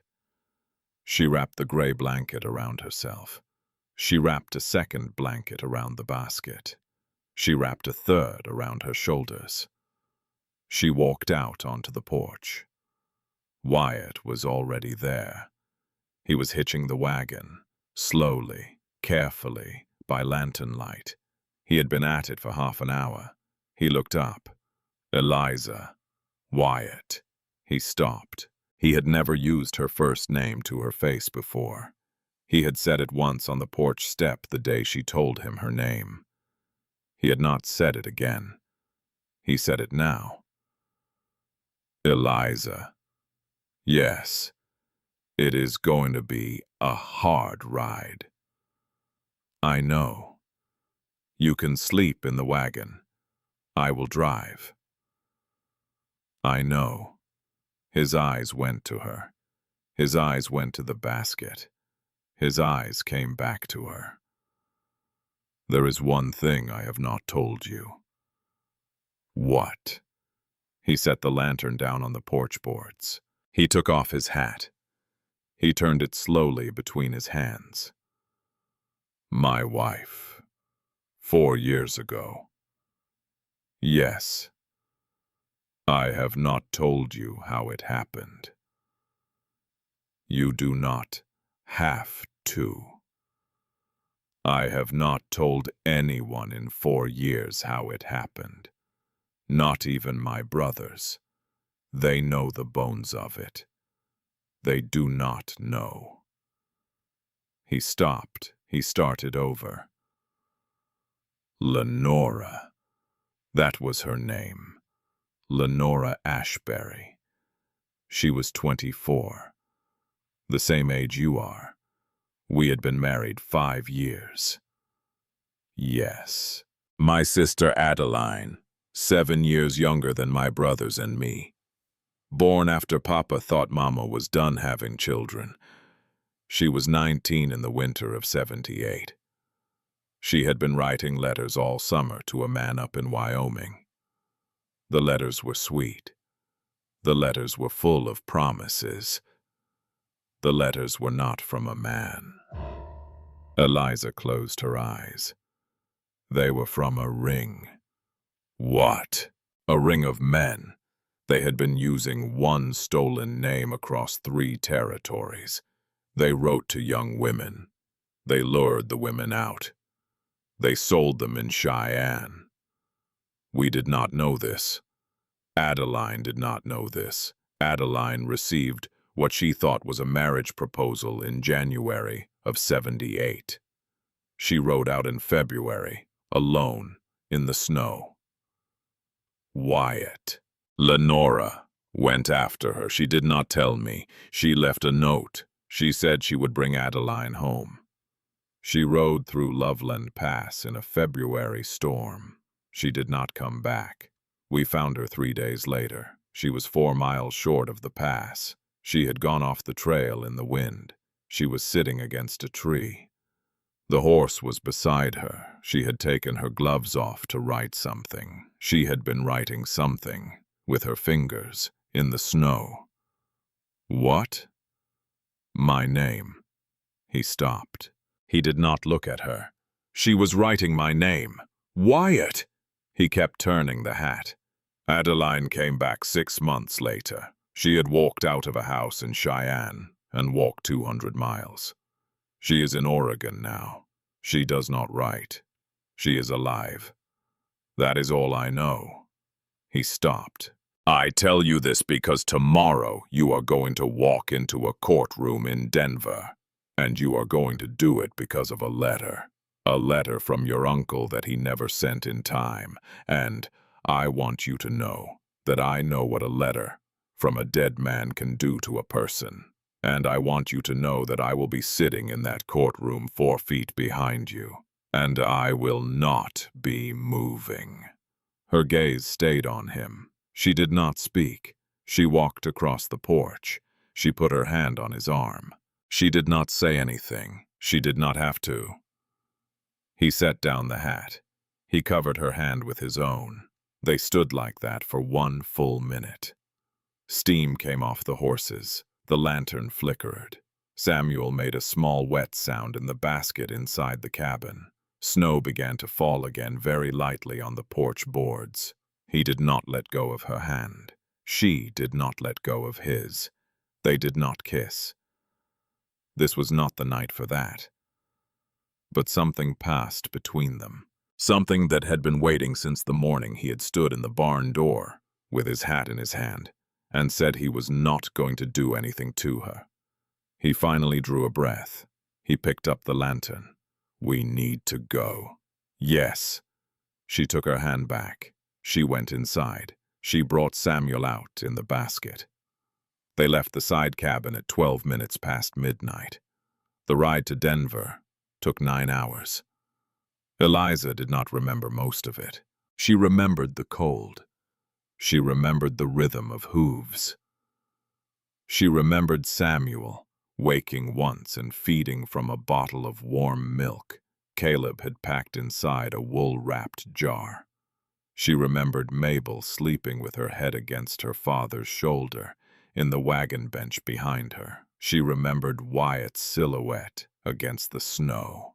She remembered the lantern bobbing. She did not remember falling asleep against Wyatt's arm. She remembered only waking up against his arm, with her cheek pressed to the wool of his coat, with his free hand keeping the blanket tucked over Samuel's basket, with the sky already going gray at the eastern edge. She sat up. "Wyatt, you needed it. I am sorry. Do not be." Her eyes found him. He did not turn his face to her, but his jaw was set in a way that was not angry, not anywhere near angry. She put her cheek back against his arm. She did not sleep again, but she did not move. The Denver courthouse was a 4-story brick building on the corner of 16th and Larimer. They arrived at 8:15. Eloise was already there. She had ridden ahead with Jesse. She had been in the building since 7. She had filed the emergency motion. She had spoken to Judge Pike's clerk. She had laid out every paper.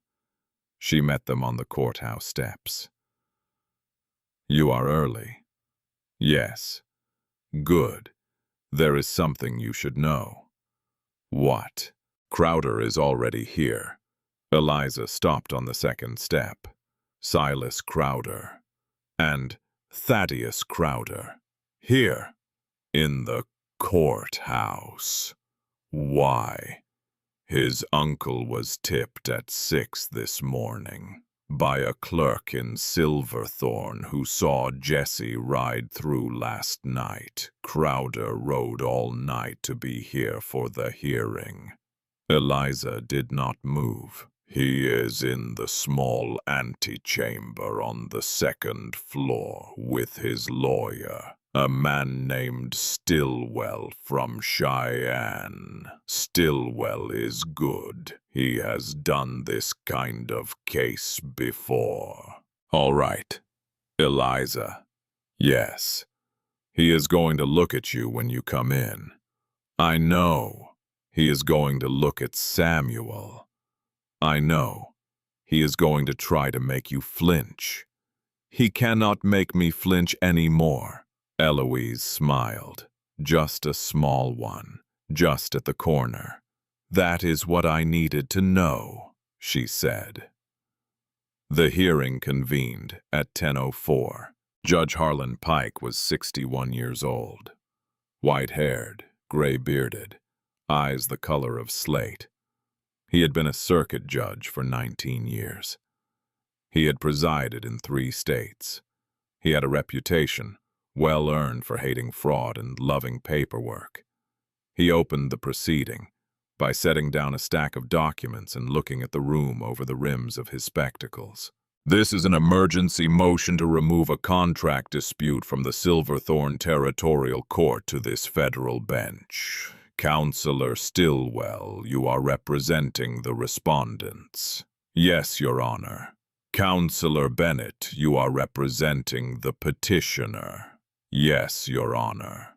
"Petitioner is Miss Eliza Hartwell of Boston, Your Honor."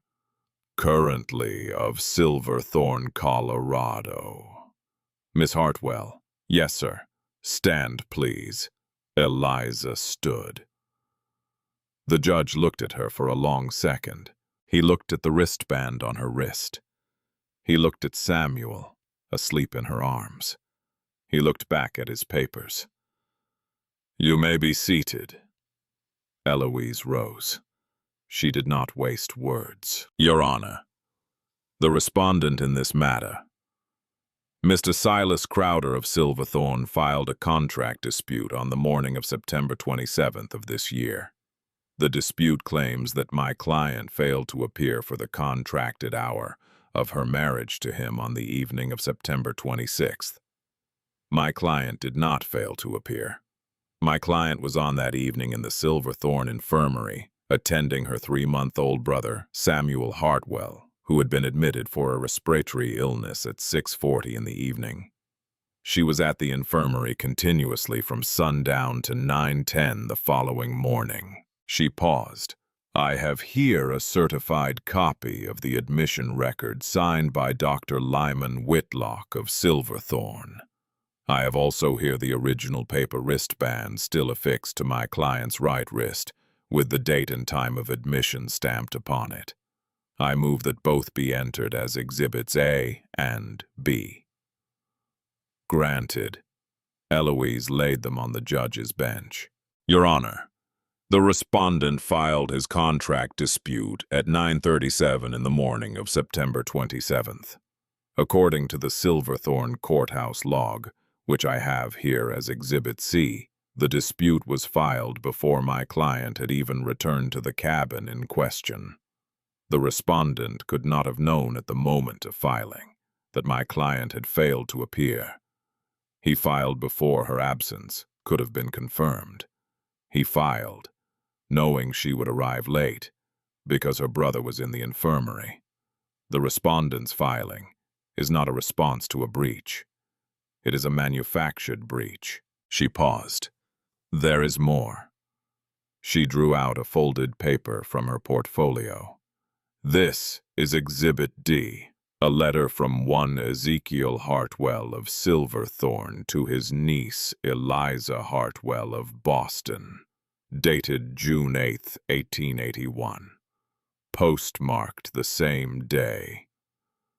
3 days before Mr. Hartwell was found dead at the base of the Ezekiel Lode Ridge. She unfolded it.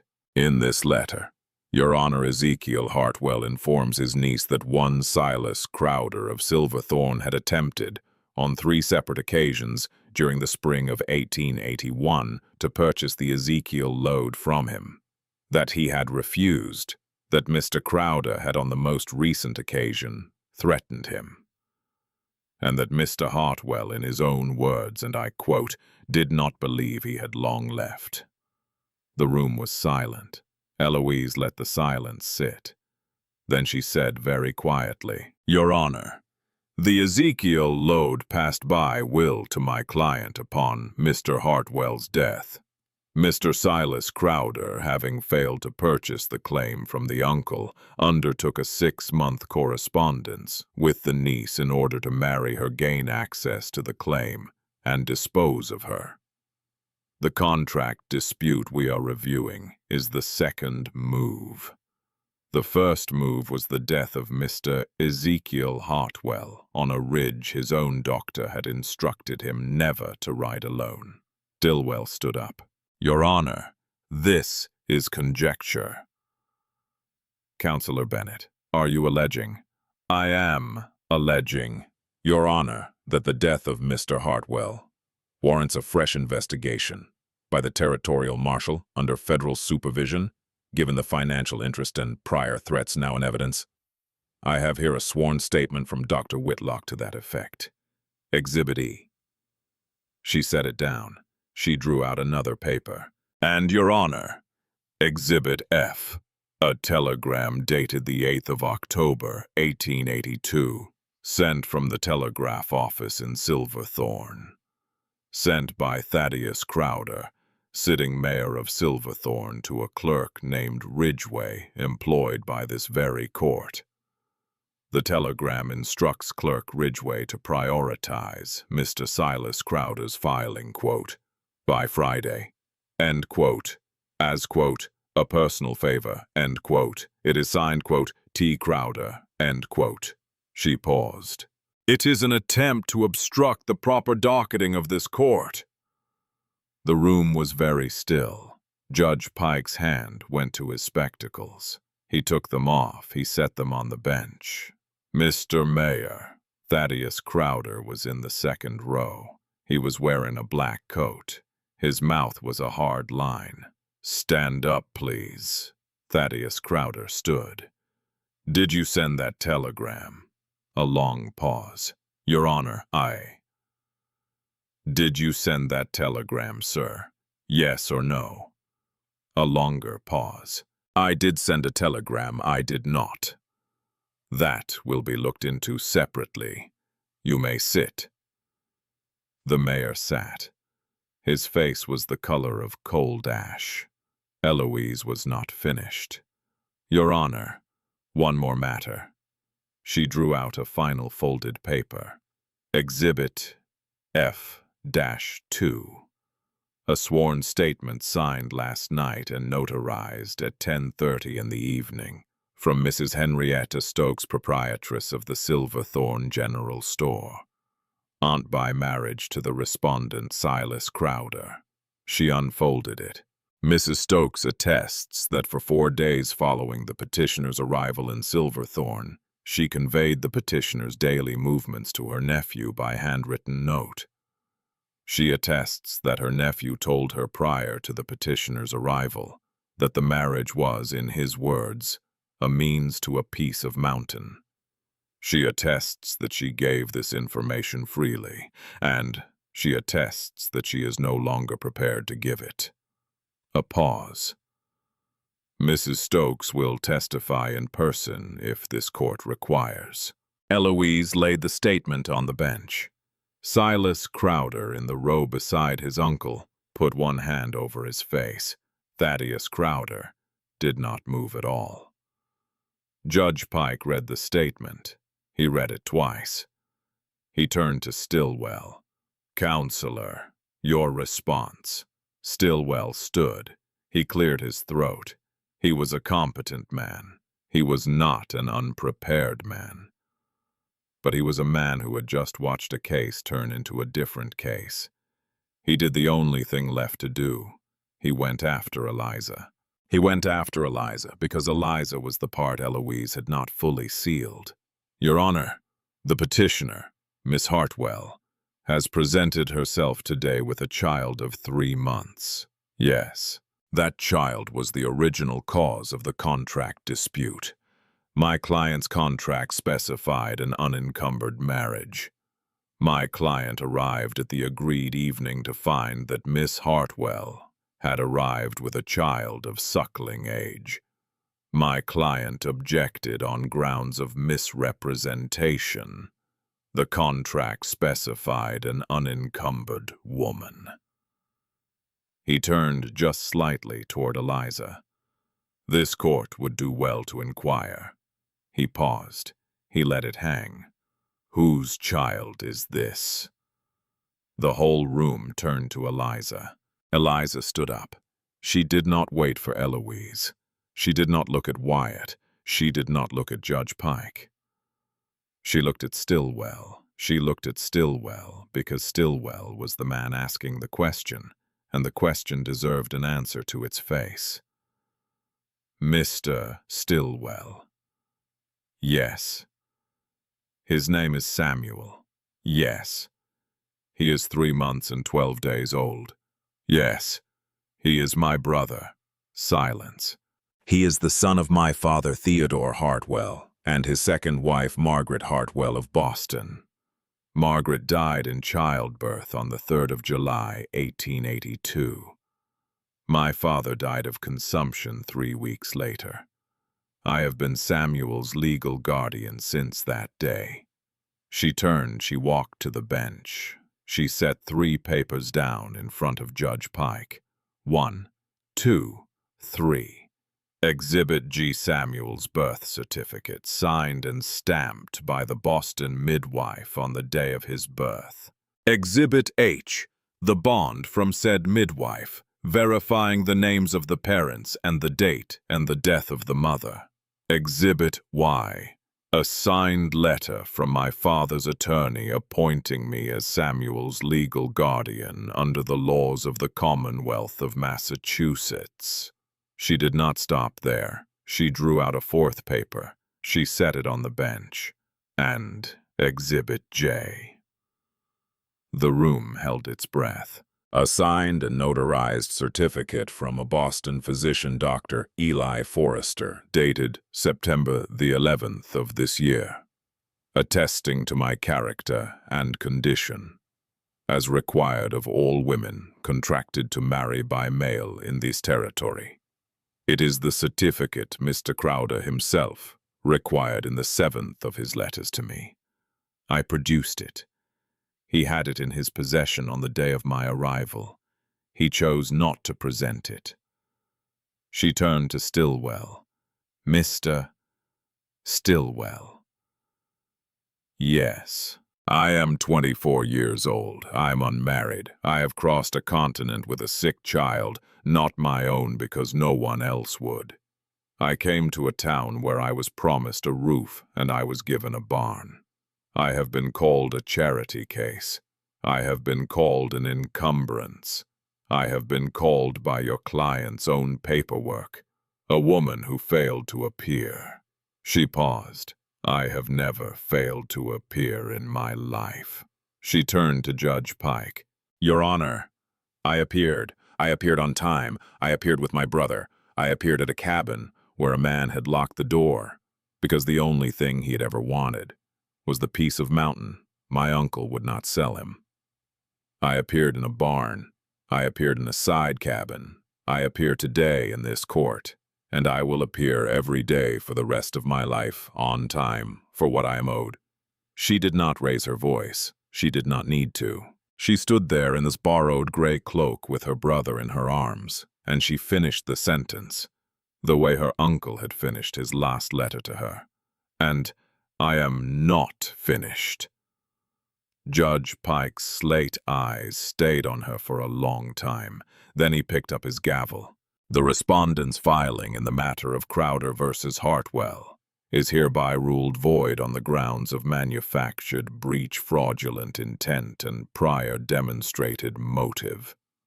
The Ezekiel load and its associated dowry funds currently held at the Boston Mercantile Bank are released in full to the petitioner, Miss Eliza Hartwell, with this court's order to issue today. Gavel. The matter of the death of Mr. Ezekiel Hartwell is referred to the Territorial Marshal for fresh investigation under federal supervision. Gavel. The matter of the telegram dated October 8th is referred to the Office of the Attorney General of Colorado Territory for investigation of obstruction of court process. Gavel. Mr. Silas Crowder, stand up. Silas stood. Sir, you are bound over on the charges of fraud conspiracy to defraud, and one count of contributing to the obstruction of this court. You will be held for arraignment at 4 o'clock this afternoon. You may consult your counsel. You may not leave the building. Silas's mouth opened. Silas's mouth closed. 2 federal marshals stepped to either side of him. Silas Crowder looked across the courtroom. His eyes found Eliza. Eliza did not look away. Eliza did not flinch. Eliza did not need to. The gavel came down for the 4th time. This court stands in recess. Eliza did not cry then either. She did not cry on the courthouse steps. She did not cry at the boarding house Eloise had reserved for them. She did not cry that afternoon at 4:06 when a clerk came running down Larimer Street to tell them that Silas Crowder had pled guilty to 2 of 3 counts in order to receive a sentence of 15 years rather than 30. she cried that night. In the boarding house, in the small back room Eloise had arranged, with Samuel asleep beside her in a borrowed crib, with Wyatt sitting in the chair by the window. She cried for 2 minutes. She cried hard. She cried into the pillow so she would not wake Samuel. Wyatt did not move from the chair. When she sat up, he handed her his handkerchief without a word. She took it. "I am sorry." "Do not be. I have not done that in 4 months. You earned it." She wiped her eyes. She looked at him. "Wyatt." "Yes. Thank you." He shook his head. "No." "What do you mean, no?" "You did this. You drove me to Denver. You walked into the courtroom. You held the reins all night. You held him for 9 hours and did not let him cry one time. You. Then she laughed, a small wet laugh. He almost smiled. He stood up, he set his hat on his head. "Eliza." "Yes. I'm going to ride back to the ranch in the morning, with Jesse, to get the property ready." "Why?" "For winter. The herd needs to come in. The fences need to be set. We have been a man short for 2 weeks because of all this." "Yes. I will come back in 9 days, to bring you home." Her gaze stayed on him. Home. He did not look away. "The side cabin is yours. The $2 a month was always a fiction. You know that. You should also know that you do not have to come back if you do not wish to. You have the claim. You have the dowry. You can take Samuel to Denver. You can take him to Boston. You can take him to San Francisco." "Yes, but the side cabin is yours." A pause. "And the main house has a kitchen that has not had a woman in it in 4 years." A longer pause. "And there is one man in that house who has not slept through a single night since you walked into our yard with a child in your arms. He has been pretending he has." She put her hand to her mouth. "Wyatt." "That is all I will say tonight. Wyatt. That is all I will say tonight. Because tonight you have just won a federal hearing, and you should sleep. And whatever you decide in the morning, in 9 days, in 3 months, in a year, whatever you decide, I will be at the gate when you come up the road, or I will be in this town, buying out the boarding house, if you choose to stay, whichever it is." He tipped his hat to her. He walked to the door. At the door he paused. "Eliza." "Yes. My mother carried that blanket 60 miles in 1849. She did not know who would be at the other end of those 60 miles. She kept walking anyway. Wherever you decide. I would be honored if you would keep that blanket." He closed the door behind him. She sat on the edge of the bed. She looked at the gray wool with the faded blue border, folded on the chair by the window. She did not sleep for a long time. But when she did, she slept all the way through the night. She came home 9 days later. Wyatt was at the gate. Spring came late to Silverthorne that year. April still had snow in it. May was thaw. June was mud. July was the first warm wind through the cottonwoods along the creek. It was July when Henrietta Stokes came to the side cabin. She came alone. She came on foot. She came carrying a small jar of strawberry preserves. She stopped at the porch. Eliza was on the porch with Samuel in a wooden rocker Caleb had carved over the winter. Samuel was 9 months old. Samuel was sitting up. Samuel was pulling at the ribbon of Eliza's apron. Henrietta stood at the bottom of the porch steps. She held out the jar. "Miss Hartwell, Mrs. Stokes, I am not going to come up onto your porch." "All right. I am going to say something, and then I am going to go." All right. Henrietta took a breath. You know what I did. I know what I did. I gave a statement in October because Mrs. Bennet rode 40 miles to ask me for it, and because I was 60 years old and tired of the easy thing. I signed that statement. I have not unsigned it. I will testify again in person in any court in any month if you ask me to. She paused. I have closed the store. I am moving to my sister's in Pueblo. I will not be in this town past August. Why are you telling me this in person? Because you should hear me say it standing up, not just on paper. The paper was the start. The paper was not enough. Eliza looked at her for a long time. Eliza thought about a great many things. She thought about a woman walking 60 miles in 1849. She thought about a child sleeping under a gray blanket in a barn. She thought about how her own life had been shaped over and over by women in difficult positions, deciding at very late hours whether to be brave. Mrs. Stokes, yes, set the preserves on the bottom step. Henrietta set the jar down. Mrs. Stokes, yes. There is a train south on Thursday. It stops in Pueblo. I will not be at the station to see you off, but Caleb will. He will be carrying a basket. The basket will have bread and a jar of honey and a wool wrap. Take it with you. Henrietta's hand went to her mouth. Eliza, that is all. I will not be at the station, but the basket will. Now go. Henrietta turned. She walked back down the lane. Eliza watched her until she was out of sight.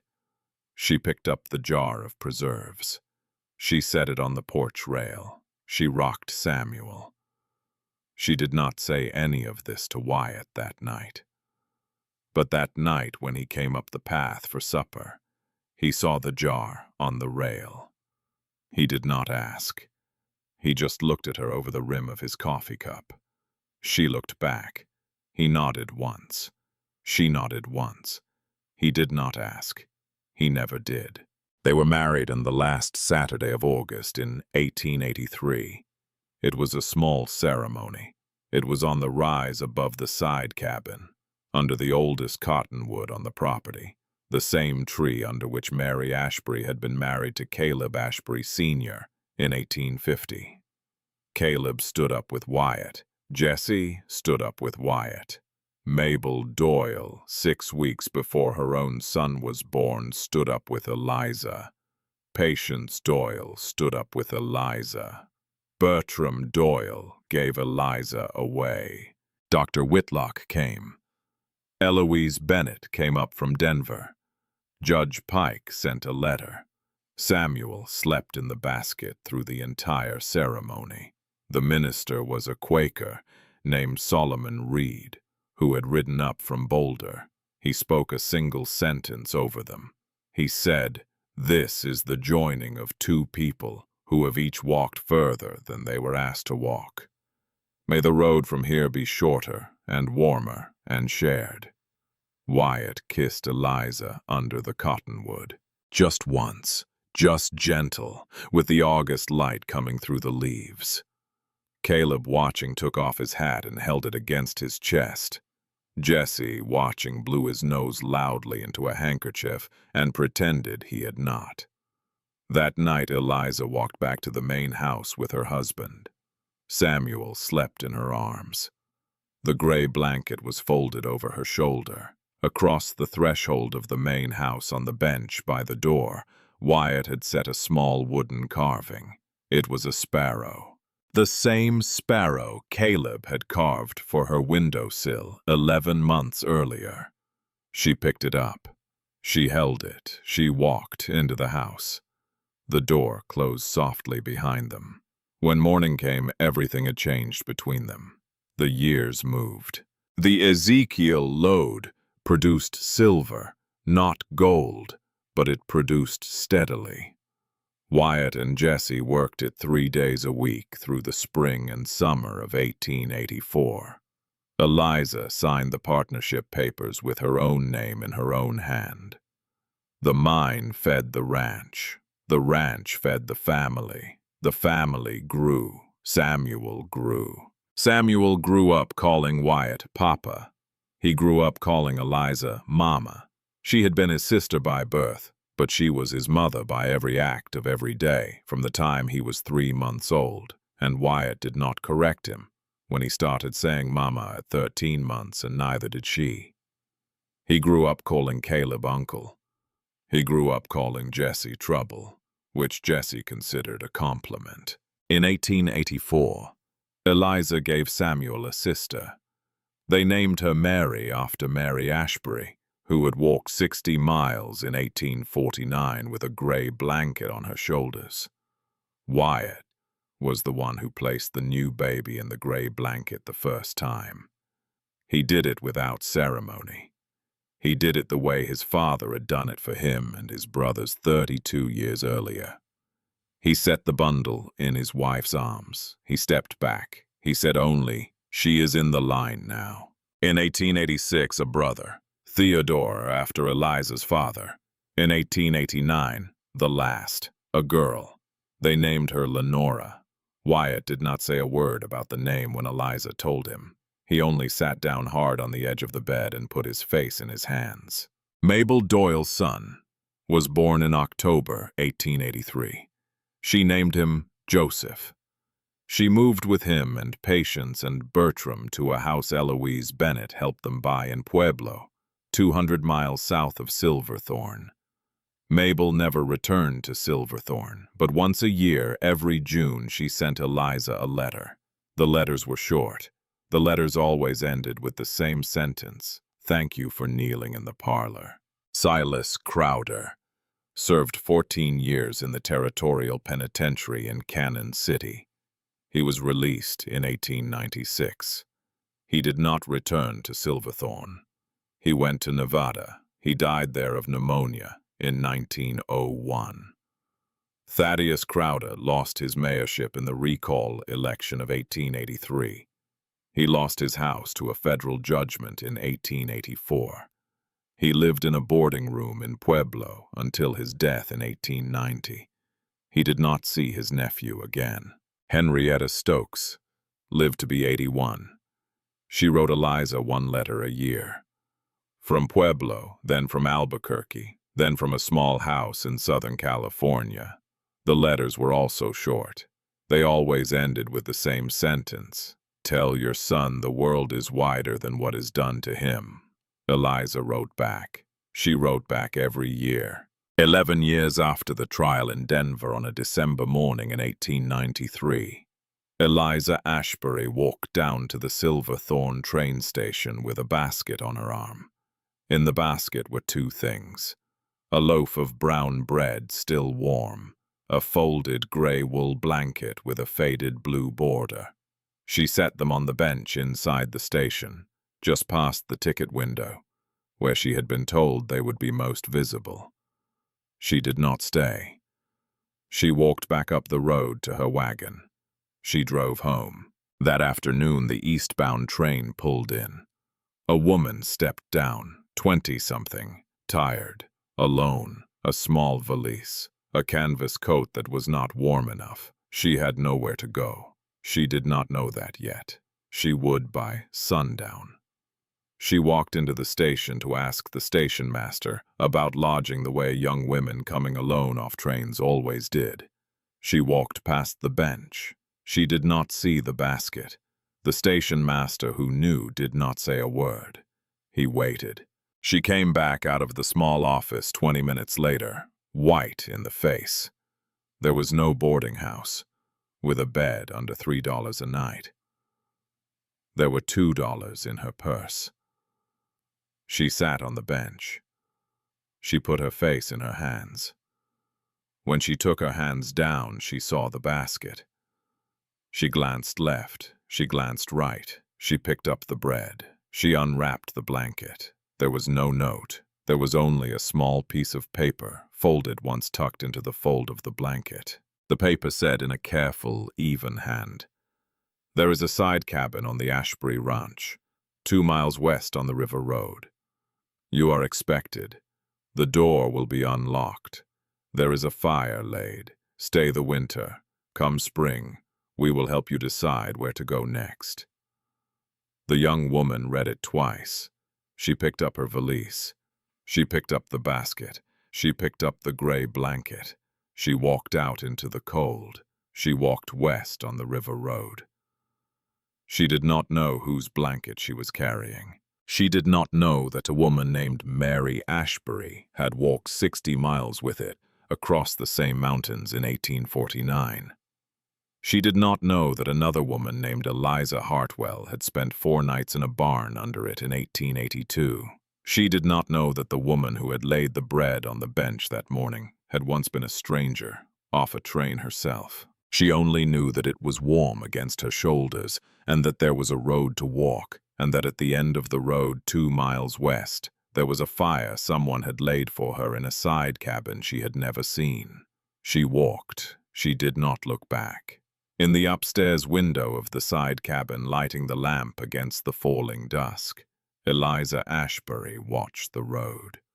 When she saw the small figure come around the bend, she set the lamp on the sill. She did not go down to meet her, not yet. That was the rule. The other woman had to walk the last half-mile on her own. Eliza stood at the window in the upstairs of the side cabin where she had once slept her first real sleep in 11 days. She watched the young woman come up the lane in the failing light. The young woman was walking quickly. The young woman had pulled the gray blanket around her shoulders. The young woman was holding the basket in front of her like a shield. Eliza pressed her hand to the window. She did not cry. She had cried finally in 1882, in her time, in her own way.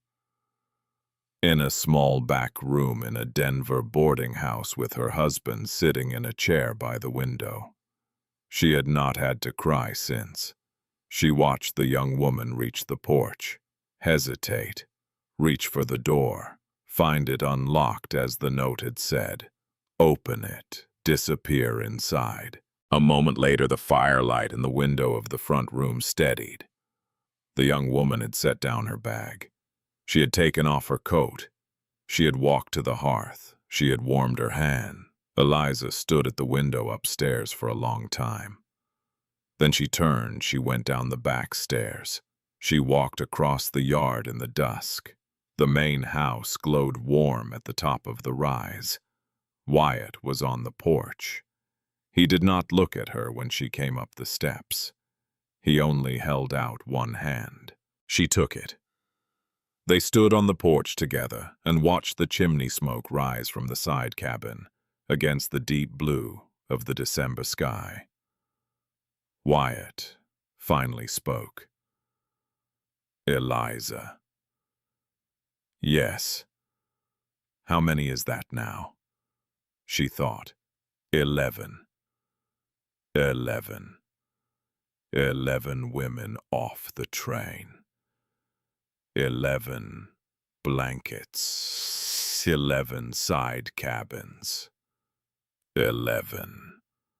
Yes. They stood in silence. The snow began, light at first, soft, the way it had begun the morning Caleb had whispered into his brother's ear at this same kitchen door. "A woman in the barn 4 nights now." Wyatt squeezed her hand. "Eliza, yes, my mother would have wanted exactly this." Eliza did not answer. She did not need to. She squeezed his hand back. The kitchen door behind them opened. Samuel, 11 years old now, came out in his stocking feet to ring the supper bell. He saw his parents. He grinned. He rang the bell anyway. Mary and Theodore and Lenora came running from the barn. Caleb came up the path from the milking shed. Jesse came riding in from the south pasture with his hat already off. Across the yard in the side cabin, an unknown young woman with $2 in her purse heard the supper bell ring in the distance and looked up from the fire, startled. She did not know yet that in the morning 3 brothers and a woman would walk down to her porch with breakfast and the offer of a winter's roof. She did not know yet that in the spring the woman would take her hand and say, "There is a road from here. We will help you find yours." She did not know yet that 11 years from now, she might be the one in the upstairs window, watching a different young woman come up the lane. She did not know yet, but she was about to find out.